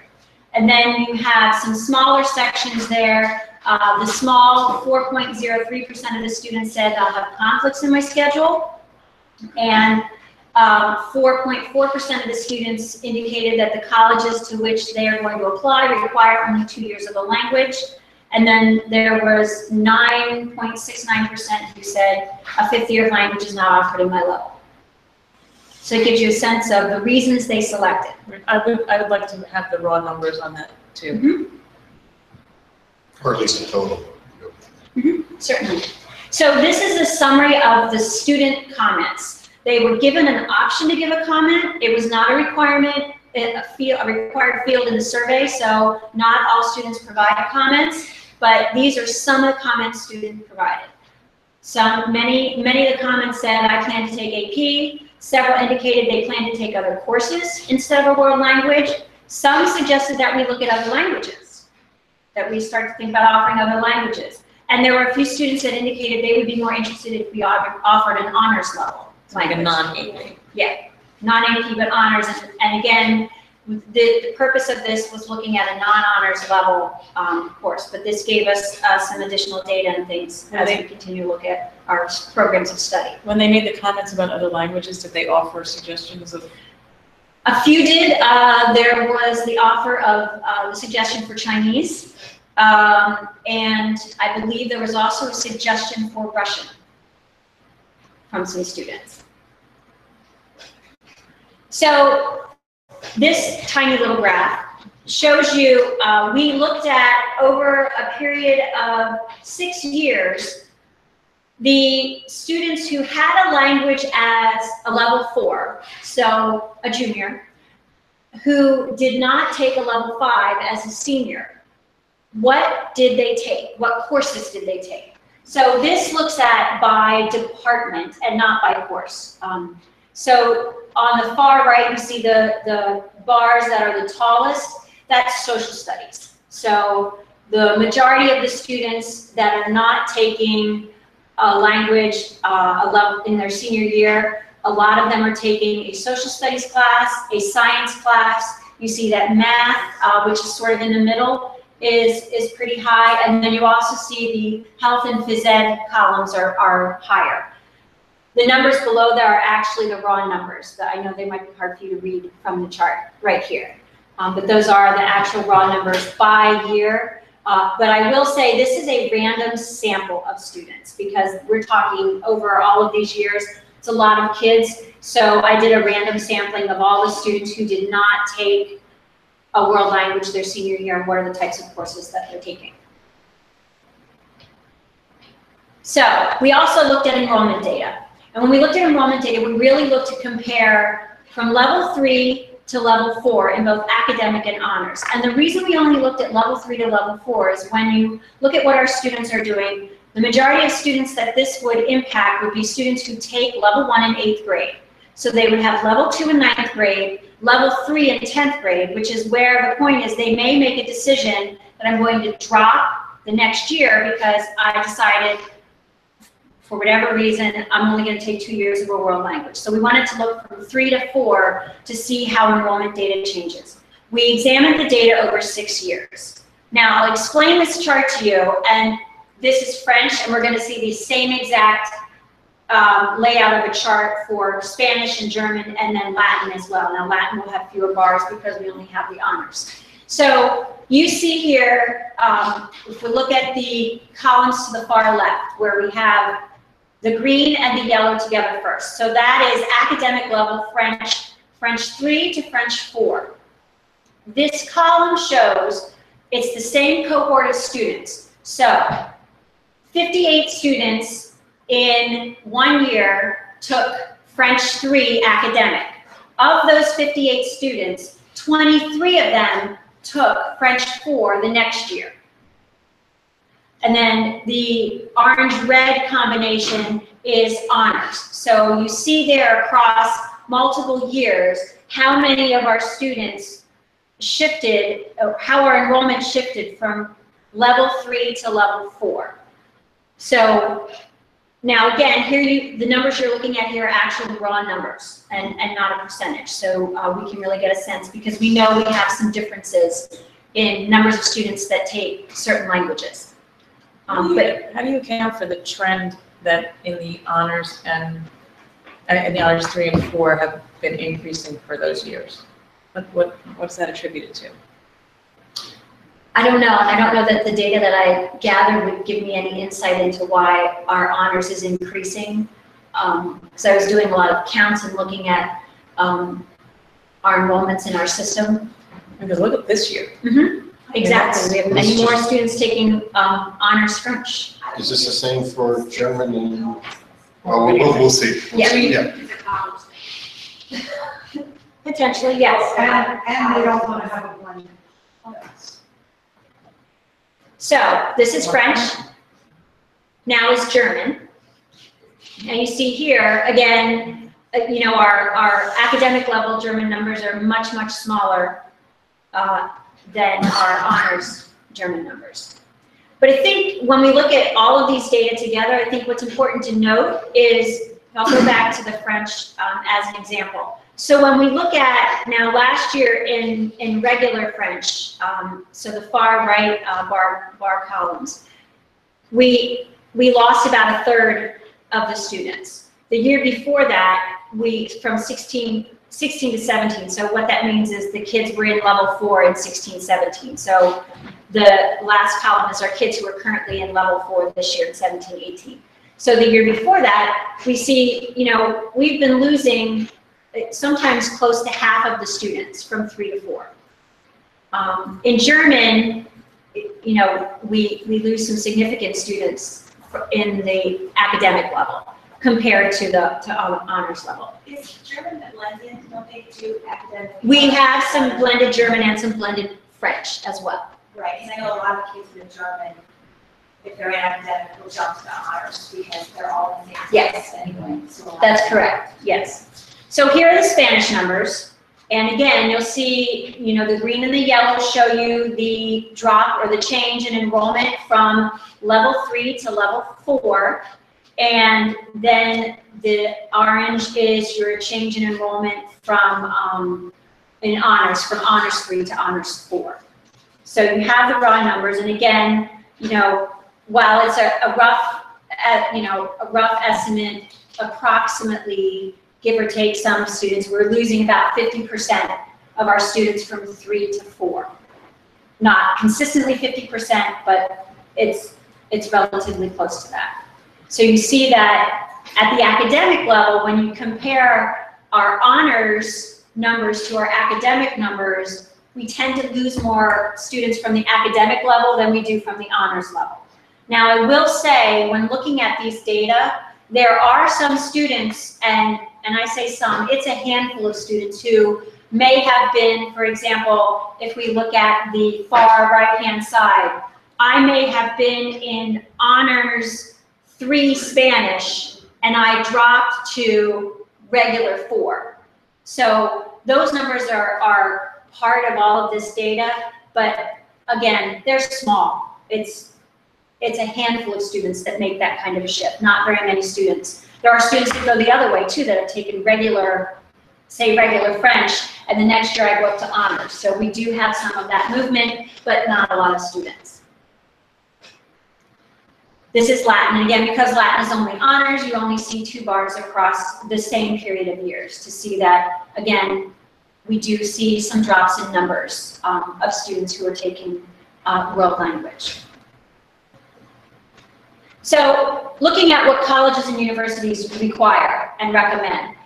So we sampled 66 colleges and universities, and we used software that we have as a district, our Naviance software, that we can look into admissions and what schools require for digging into a sample of universities and colleges. We selected schools from across the U.S., so we tried to look at different areas and also looked at, what are some of the schools that a lot of our kids go to really get a sense. I'm categorizing schools here. We looked at state schools, and you see some examples there of what I list as state school. We looked at liberal arts schools, Ivy League schools, and what, for the purpose of this research, I'm calling elite schools, which they're not Ivy League schools, but yet they're very difficult schools to get into, like MIT, Carnegie Mellon, places where they're challenging schools. So 66 colleges and universities. We looked at how many years of language do they require, and how many do they recommend, because many schools give you both. So based on the sampling of the 66 schools that we looked at, there were 42% or 28 of those schools require 2 years of a language. 21% or 14 schools recommend 2 years of a language. 3 years of language, there were 9% or 6 schools that required 3 years of a language, and 18 or 27% of those sampled that recommend 3 years. There were, of the sample that we looked at, 0 schools required 4 years of a language. There were 19 or 29% that recommended 4 years of a language, and there were a few schools that had NA, as they didn't have a specific recommendation listed for the years of language. Now, to clarify some of that, it's difficult to read into what that says, because the schools that noted that were a variety of schools. So, for example, Cornell University did not have a world language requirement for how many years you have to have. Yale University did not have a requirement listed. However, some other Ivy League schools did have specific requirements. But there were also some state schools like Bloomsburg University did not have specific requirements for world language. So the NA category is a little bit of a tricky thing to kind of try to understand, because it includes schools that you would think, if you didn't have world language, you probably are hurting your chances of getting in, and some where you might look at that and say, maybe that's not the case with this school. I might, if I don't have a required number of years of world language, I still might be able to get into each university. So, And this is years of high school, not level of language, correct? It's years of language, yes. It didn't say, no, it's years of high school. Most of them don't usually count whatever you have in 8th grade. Now, looking at similar districts, again, comparable to us in size and or demographics. So it's important to note when some of these school districts begin world language instruction, because that impacts, in some cases, the number of years of a language they offer. So Central Bucks begins in 8th grade. Lower Marion and Unionville both begin in 7th grade. Tredyffrin and Easton begins in 6th grade. However, in their program planning guide, they clearly note that 2 years of a language in their middle school is equivalent to 1. So while they begin in 6th grade, it's not a year for year as it would be for our district. Downingtown and Westchester both begin in 7th grade. You also see there the languages that these school districts offer. So Central Bucks offers French, Spanish, Chinese, and Latin. Lower Marion has Japanese.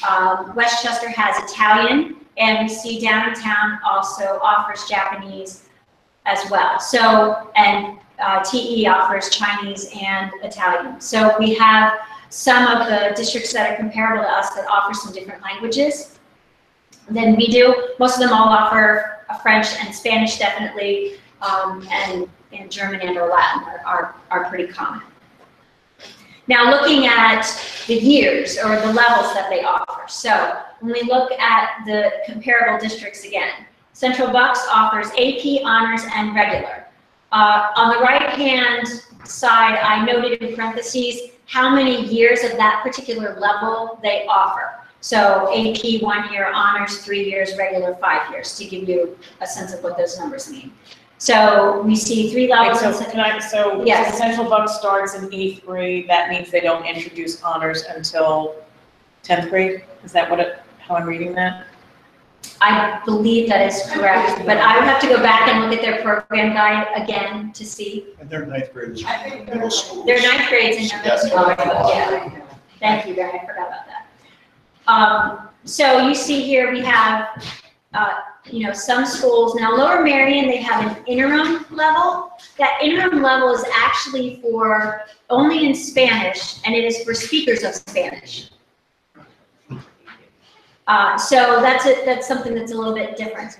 And of course, then we see Downingtown has 4 levels there, most of which AP typically is only in the senior year. So, and then Westchester, because of how they've changed their weighting system, they have a neutral weighted course. So a student can take that particular course and they get no weight for their GPA, so it doesn't impact their GPA at all.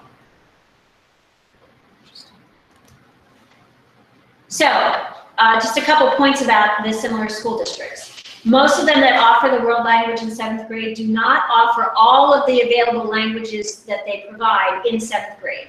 Typically, just French, German, and Spanish are offered in 7th grade. The districts that offer Japanese and Chinese, that typically does not begin until 10th or 11th grade. So, a student who's a 9th grader will not be able to take one of those languages. And again, I made the point about TE for you, and I did note that in Central Bucks, they do offer more years of Spanish than the other languages that they offer. So here's some logistics for us to consider when we look at if we were to offer a level 5. So first of all, I pulled these numbers from the enrollment chart, and I looked at the very last year of the enrollment chart, where we had the level 4 students, how many are currently taking level 4, academic level 4. Based on those numbers, I reduced them by 50%, following kind of the premise that it appears that approximately 50% of our students drop from 3 to 4. So, I'm making the assumption that approximately 50% of our students would choose not to take a level 5 non-honors class. So, with that assumption in mind, and we look at the numbers that would remain. So that would leave us with 6 potential students to take French 5, currently 1 potential student to take German 5, and 42 potential students to take Spanish 5.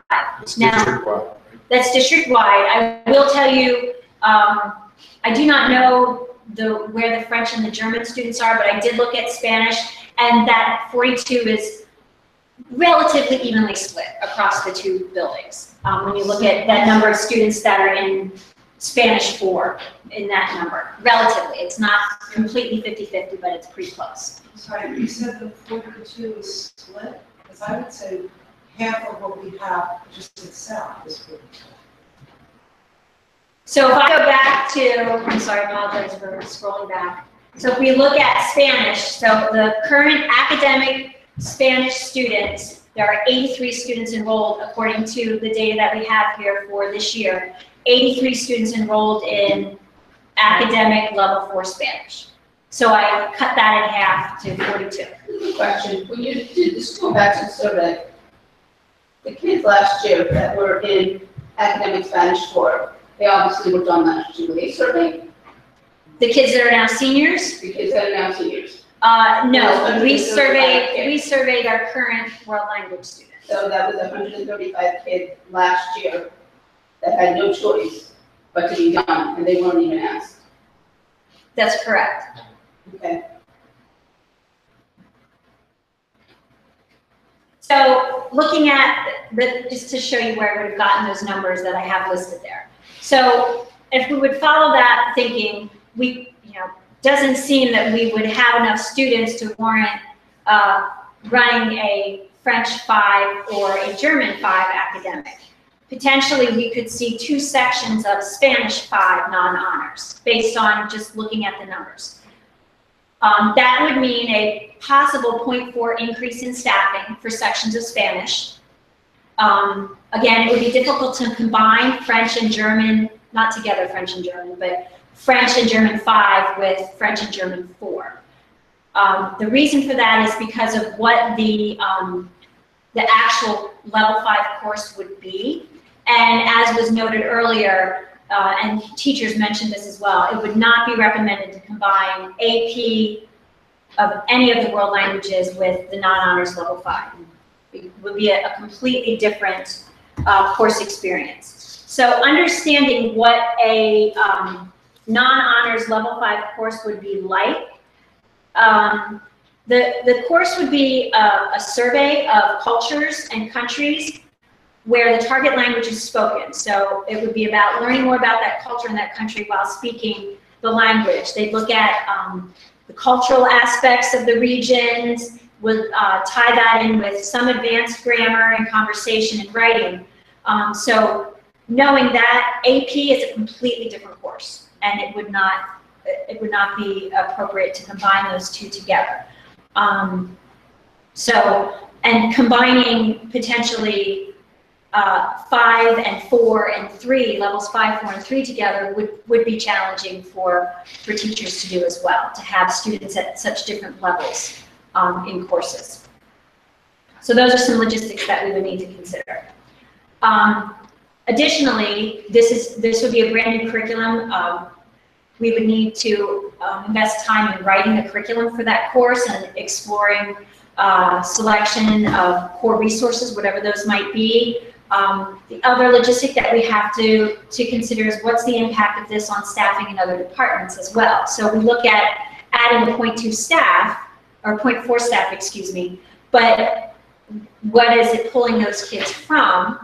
And not that that's a reason not to do it, but it's something that you have to consider as a logistic. We're pulling kids from somewhere else, and that has domino effects on staffing of what happens. So it's just pointed out as a logistic you would have to consider, neither negative nor positive.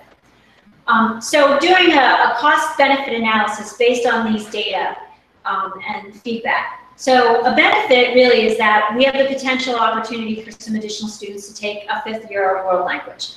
Based on the numbers that you saw, the vast majority of our students, when you put all of the languages together, even though Spanish is the language most of our students take, when you combine all languages together, most of our students take honors level. We have students that do not, but we have a lot of students that take the honors level, and when they're in the honors level, they have the option to take a 5th year as AP. So it would provide that opportunity for some that are in the academic level that currently do not have that to take a 5th year.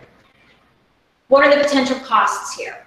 So we have a potential increase in staffing of 0.4. We have the curriculum development. We have the purchase of resources. We have a possible decrease in students taking AP.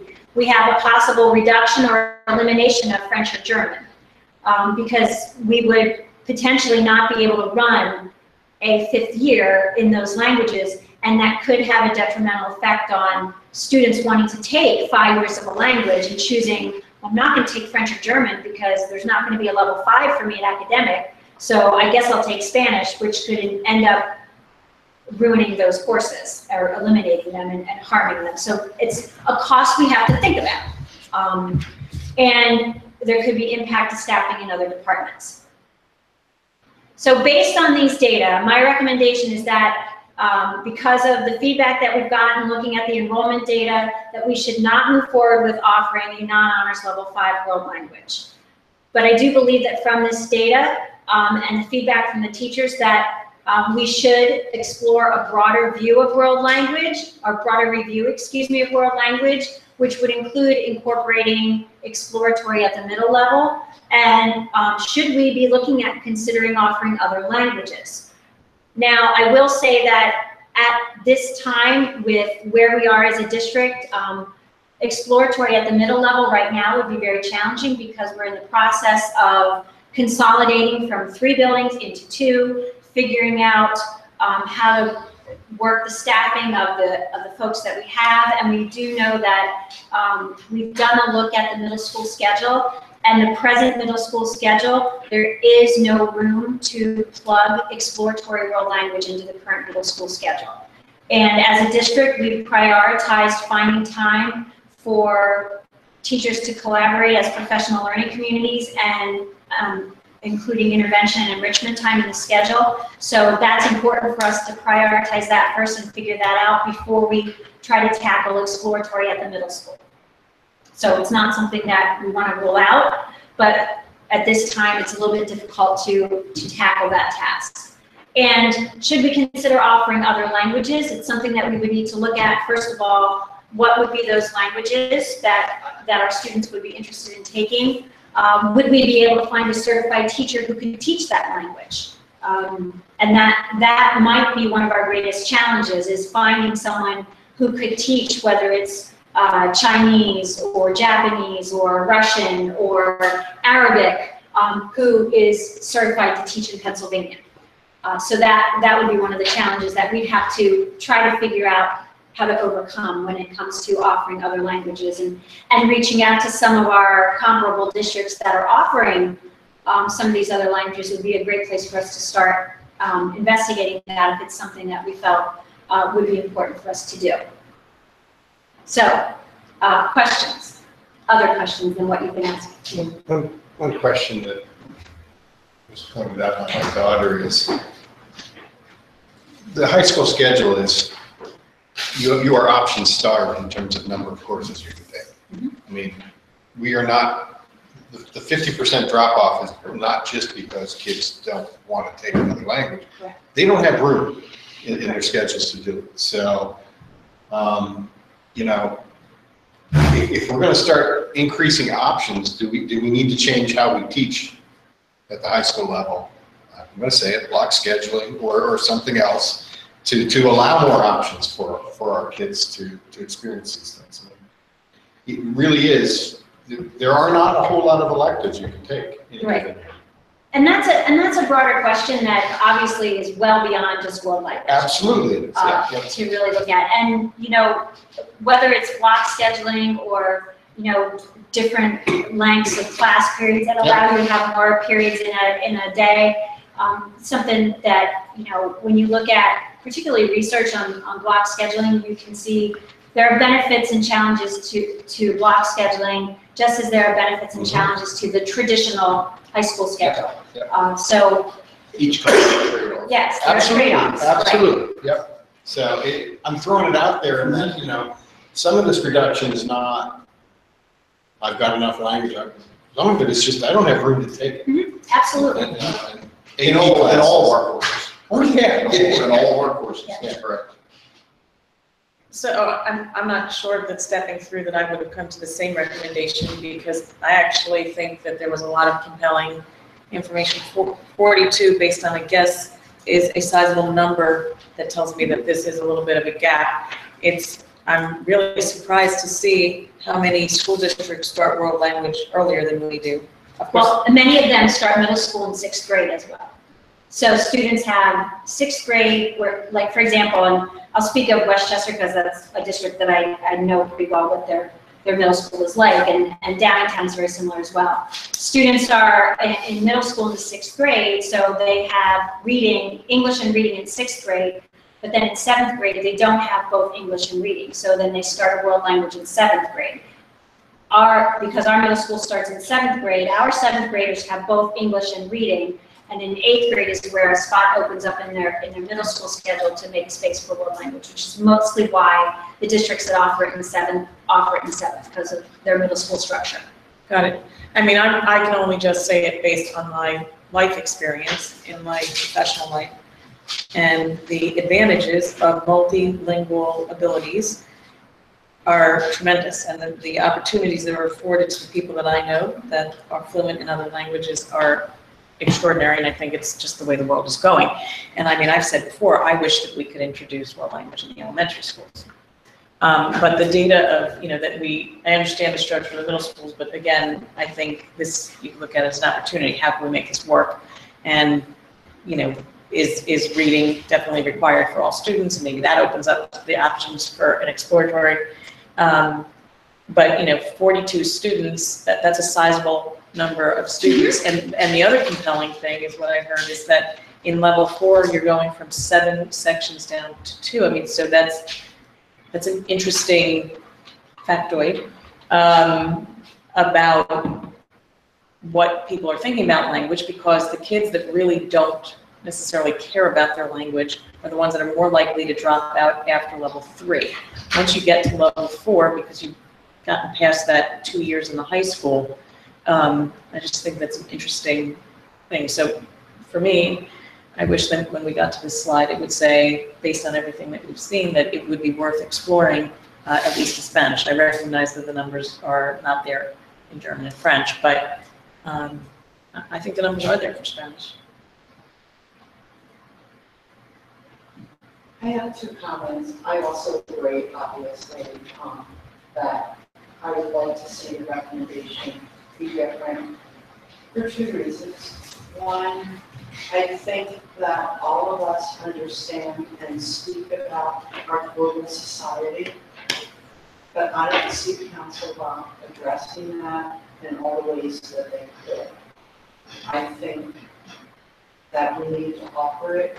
The other thing that I thought I was going to explain what the course would be like, which is different cultures and different regions, just piggybacking on the diversity and the training that we're all going through. This is a perfect opportunity to teach children not only about a language, but learning a language through learning different cultures in different parts of the world. I mean, I think this would be a great opportunity to open it up to that also.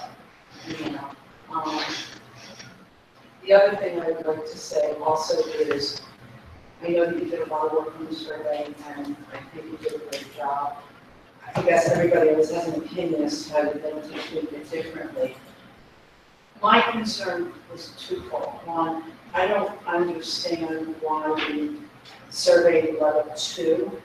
I mean, I did the survey, and the freshmen, you know how they are, they didn't know what English to be in, and here they are in Spanish, and we're asking them, what do you think you're going to take when you're a senior? They don't even know how to get to the cafeteria yet. It was like September 12th.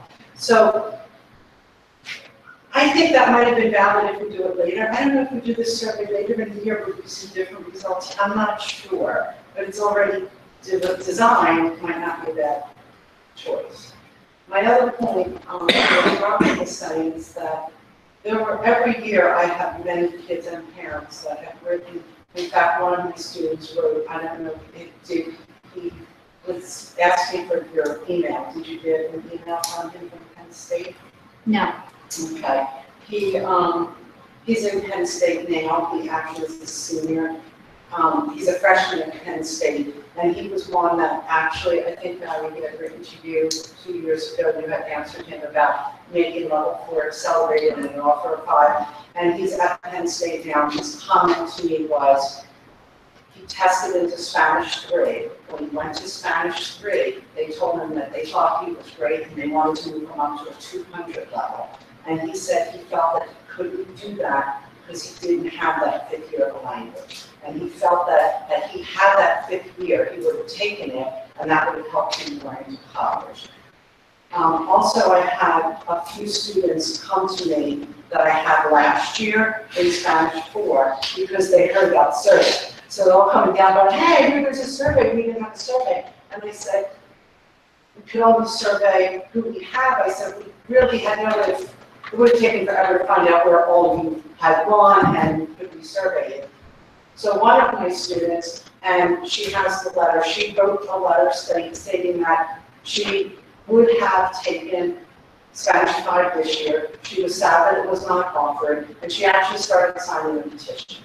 So there's like about 20 names, they just started today, saying that they would have liked it. Some of them are saying that they took another elective, but they would not have chosen that. Now, I know that not everybody would, but again, going back to the recommendation and to Denise's point, I still feel that we're missing a large gap of students that would take it. And it's my belief that once it starts, I would think we would see that increase over the years. If hopefully we can do it the right way. So, I mean, I don't know if that would help. I mean, I know that a lot of the students have asked me, should they write this, you know, and they're busy now, because these are all seniors now, so I'm writing their college recommendations, and, you know, they're all, you know, not really quite ready to do all this, and part of it is, they're like, well, it's not gonna help you now, but I think at this age, they understand that sometimes it's not gonna help you, it might help the benefit of others who come after you. I think that's a nice thing about juniors and seniors. They understand that let's do it for the benefit of everyone. So, you know, I would like to see if we could the survey done again at course selection time, February, January, March. I mean, I think that my Spanish 4s that I have now, I don't know, they weren't really sure yet if they could take it again. You know, I think, unfortunately, you know, I don't know that there's ever a good time, but that second week of school, I understand why you did it, and please get that information. I think it's a good baseline, but I think we need to investigate a little bit more before we totally close the door on this recommendation. Ron, do you have additional? Yeah, thank you. Just quickly, I mean, I agree with Linda. I appreciate all the work you did. You obviously did nationality, so the kids, higher ed, universities, and I appreciate the time you have to put into that. The survey, I know everybody's heart's in the right place. I had a freshman in honors too. I can tell you when that survey was the second week of school, after they were still getting lost, trying to find, you know, their locker, trying to get their locker open, adjusting their schedules. The last thing on their mind is their track going to college. They had no idea what this was about. They didn't know there was no level 5. They just, you know, they're freshmen. They were completely clueless. Likewise, those kids in 4, they're juniors, and they're like, oh, this is the most important year. The pressure's on, the SATs, the PSATs are coming up in October. And I don't really know that they started their college search to research what the universities want, to know what they want to see. I emailed the board, I brought University of Delaware's brochure.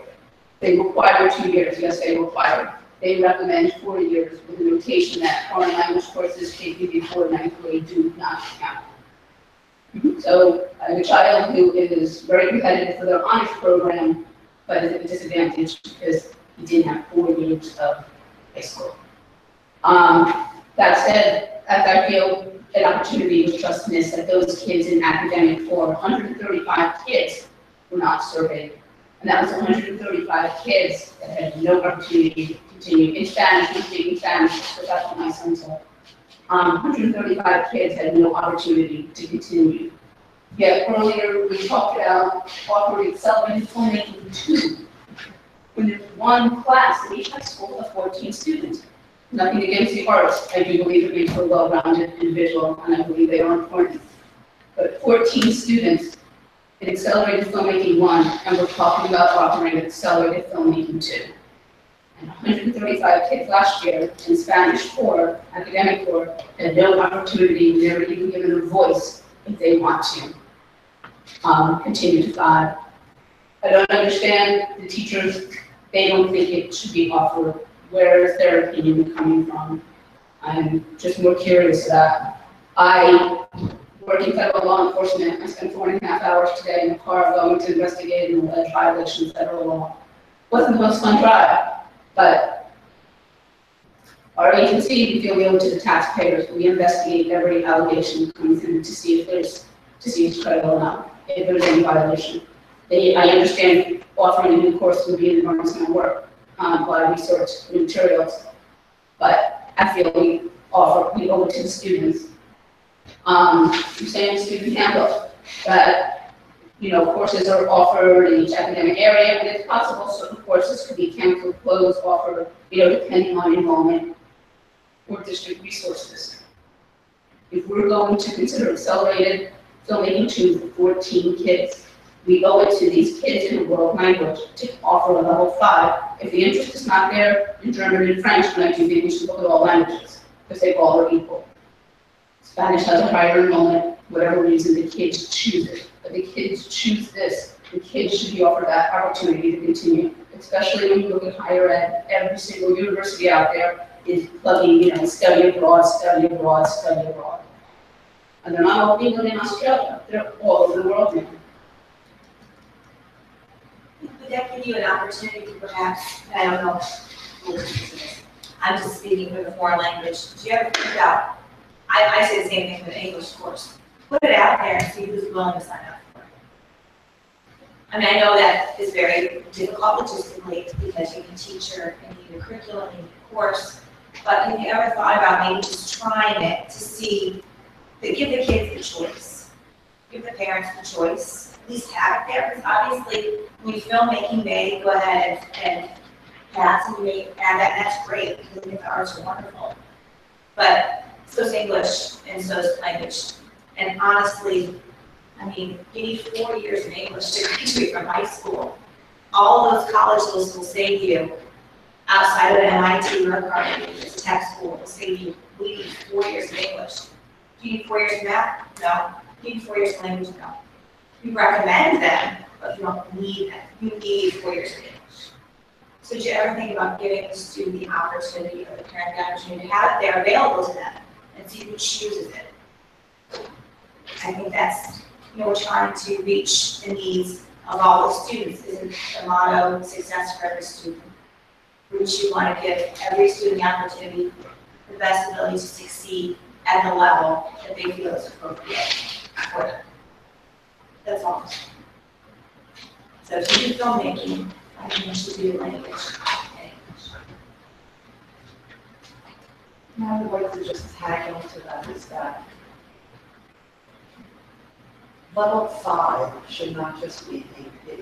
It's almost telling the students that if you're not in honors, then you should not continue with the language, which is totally ridiculous because my goal is to have them comfortable and speak and converse and understand the language and understand culture.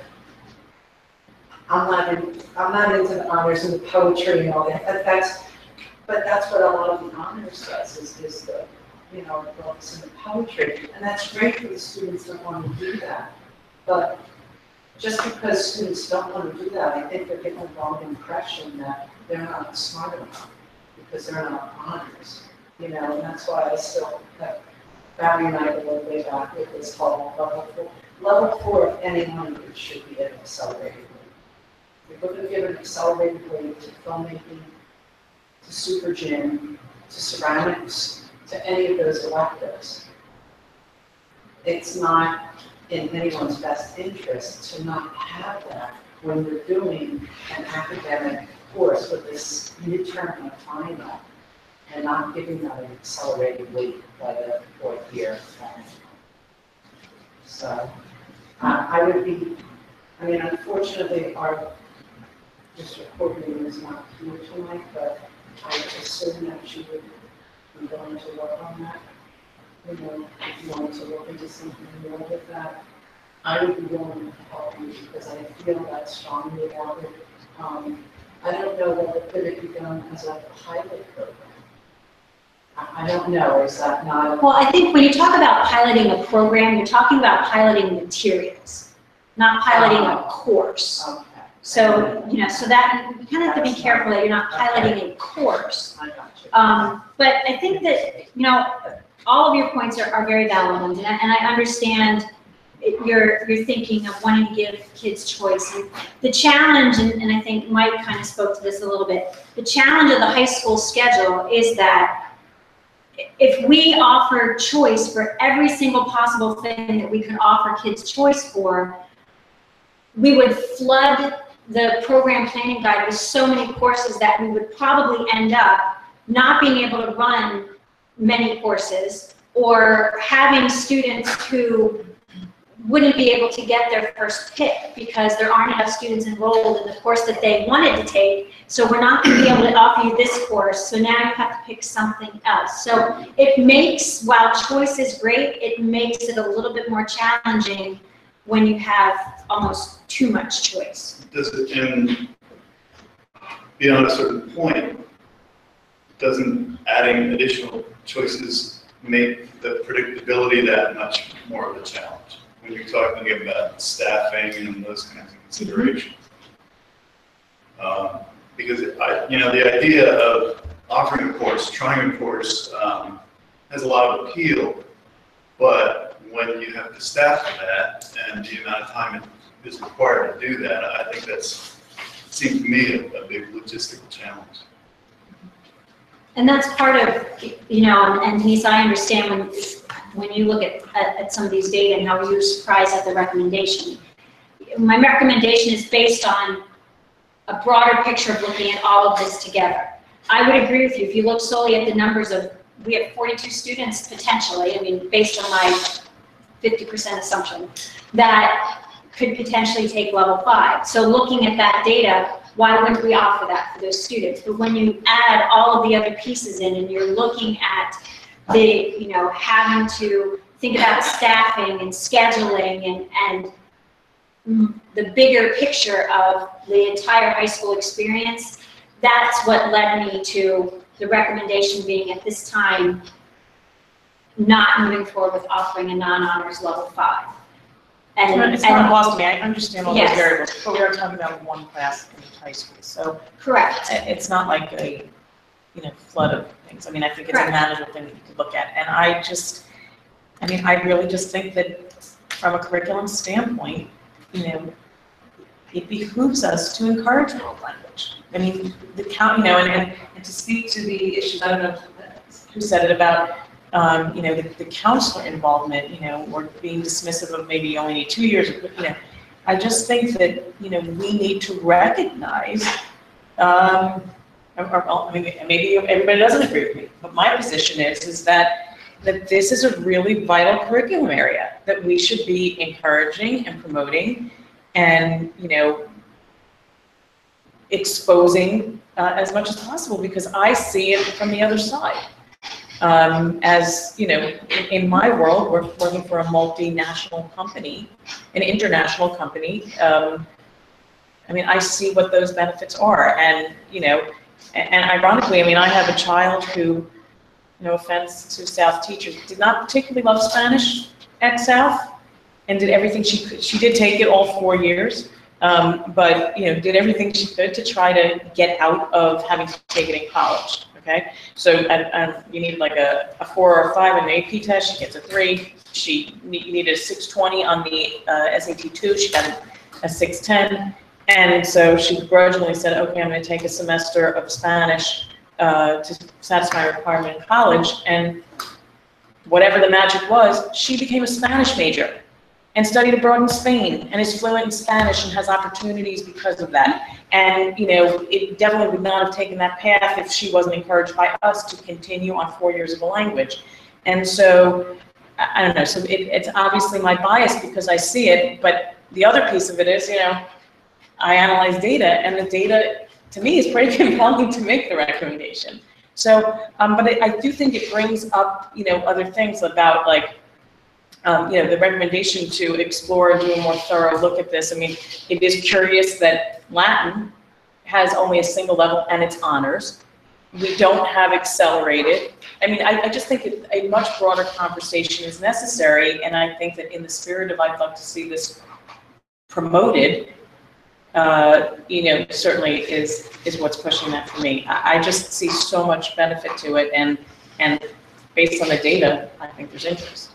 So I agree with Denise that we really ought to have, and I think you were speaking to this, Dr. Elliott, a comprehensive review of world languages district-wide, and taking a holistic look at what we're doing, potentially what new languages. And I've always felt like we needed world languages in the middle school years. And I understand the challenges right now.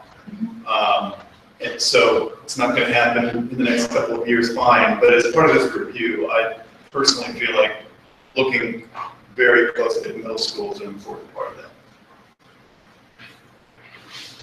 Thank you all for your time. Thank you for the work. One of the arguments you used against a level 5 was you were concerned it might eliminate German and French. But your recommendation is should be considering offering other languages. It just seems to contradict why you're not recommending a level 5 if you're afraid it's going to eliminate German and French and you want to explore offering other languages. It just seems to contradict. Well, I think that if we're doing a more comprehensive look at our world language offerings department, our courses, it would behoove us to look at offering other world languages. Could that potentially eliminate German and French? Yeah, possibly. But if we were to not do that and offer level 5, and let's say it only runs in Spanish, or we only offer it in Spanish, as a student who potentially is in the academic track and you know you want to take or think that you should be taking 4 years of a language, and you know that, well, I can't do it in French or German, well, then I'm going to take Spanish. You're potentially eliminating those 2 languages, and if we're at the point where we are, we're not ready at this point to add any other world languages. I think we would be just doing a disservice to our students if the only languages we are really able to offer them are Spanish and Latin. We need to have more than that available. So that's why I'm hesitant to, to only offer it in one language and not all 3 that we can, because we currently can't offer it in Latin. I understand. I mean, that is sort of just a conclusion control. There's nothing in the data that shows that. Like, I don't know that.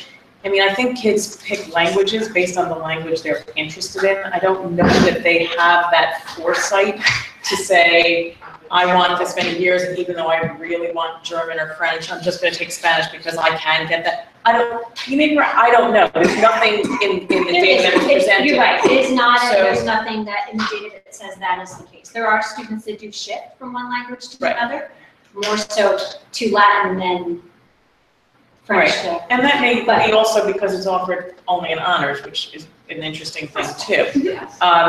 So, I mean, I would, that is a curiosity that I'd like to go back and look at.